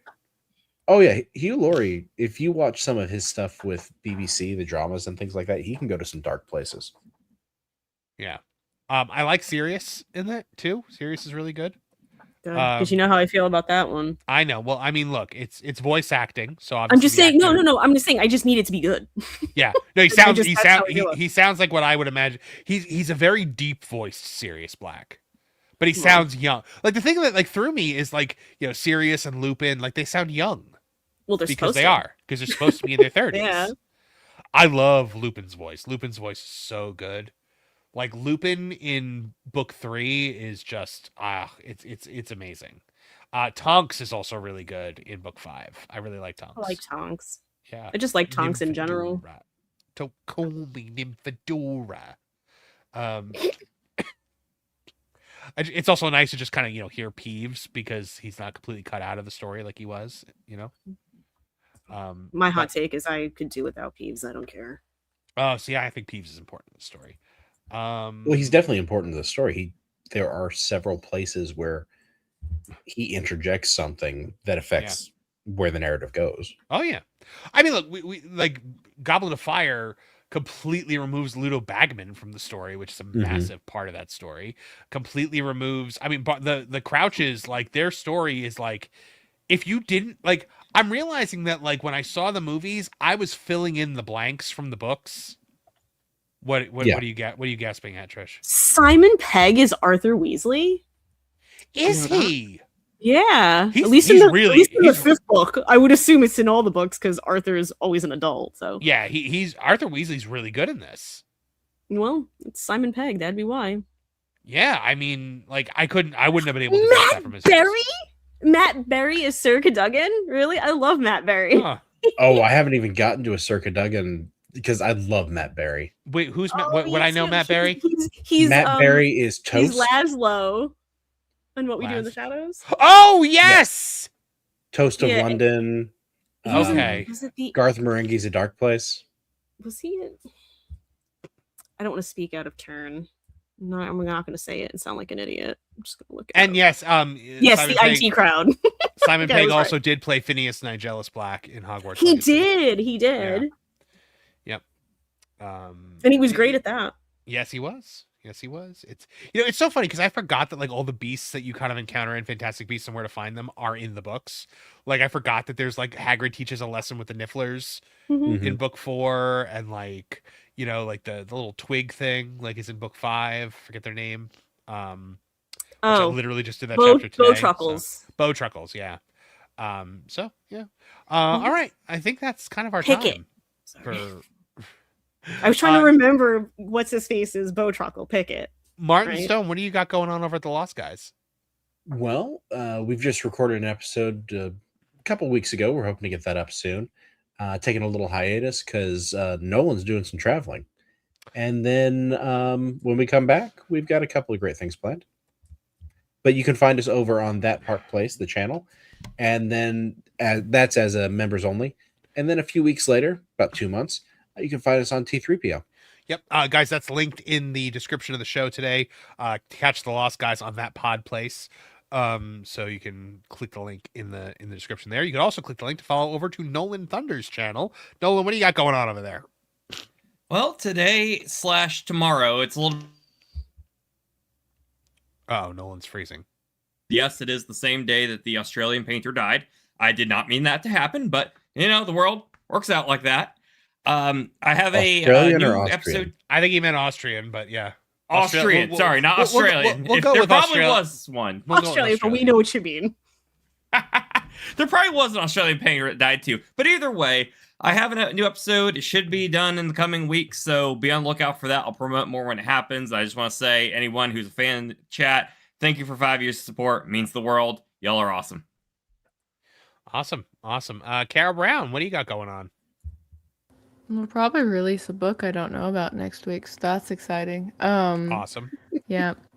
On my channel, I don't think I'll be streaming this week, although I'm getting bullied into starting my interview podcast again by multiple people, so that might be something I have to. Oh, I bullied you about that. Yeah, you were one of them. Yeah. Everybody was like, when are you going to start interviewing people again? I was like, I don't know. This sounds like work right now. But so I'll do some logistics and see how often I want to do that. If anybody's interested, on Danny's channel called Comics and Everything, we interviewed Jared Kristen today, who's an indie film creator, and he basically talked about like the process of having to make the films all on his own with no backing or anything, and his journey with creating Missouri Breaks, which was kind of like his way to like express what it was like for him to break addiction. So if anybody's interested in that, that's all over on her channel. Sounds amazing. Trish, what do you got going on? Would you like to do the honors? Sure. So guys, this coming Wednesday night, for members only, at around 11 o'clock, might be a little give or take because it's going to be after Geeks and Gamers Play. Trish and I will be doing Crime and Punishment live as a member exclusive live stream. Late night live stream. Love my alliteration. Crime and Punishment is our true crime podcast, where Trish walks me through Murder Most Foul, And, it's Trish's show. So, if you guys want to tune in for that one, it will be, like I said, next Wednesday night around 11 o'clock p.m. Eastern Standard Time. So we're going to have a good time with that one. And of course, guys, for me, just keep checking out the M4 Empire. New videos coming very soon. More live streams coming at you tomorrow. We've got M-Jam, Extra Magic with Jonas and Marv at noon. And over on That Park Place channel. So we're sending you over to WW Pro. And from there, he will send you over to that game place where I will meet you guys at 10:30. We're going to play some Fortnite. So we'll see you over there. From all of us here at the M4 Empire, I thank you for your attention, and we'll catch you in the next one. We are the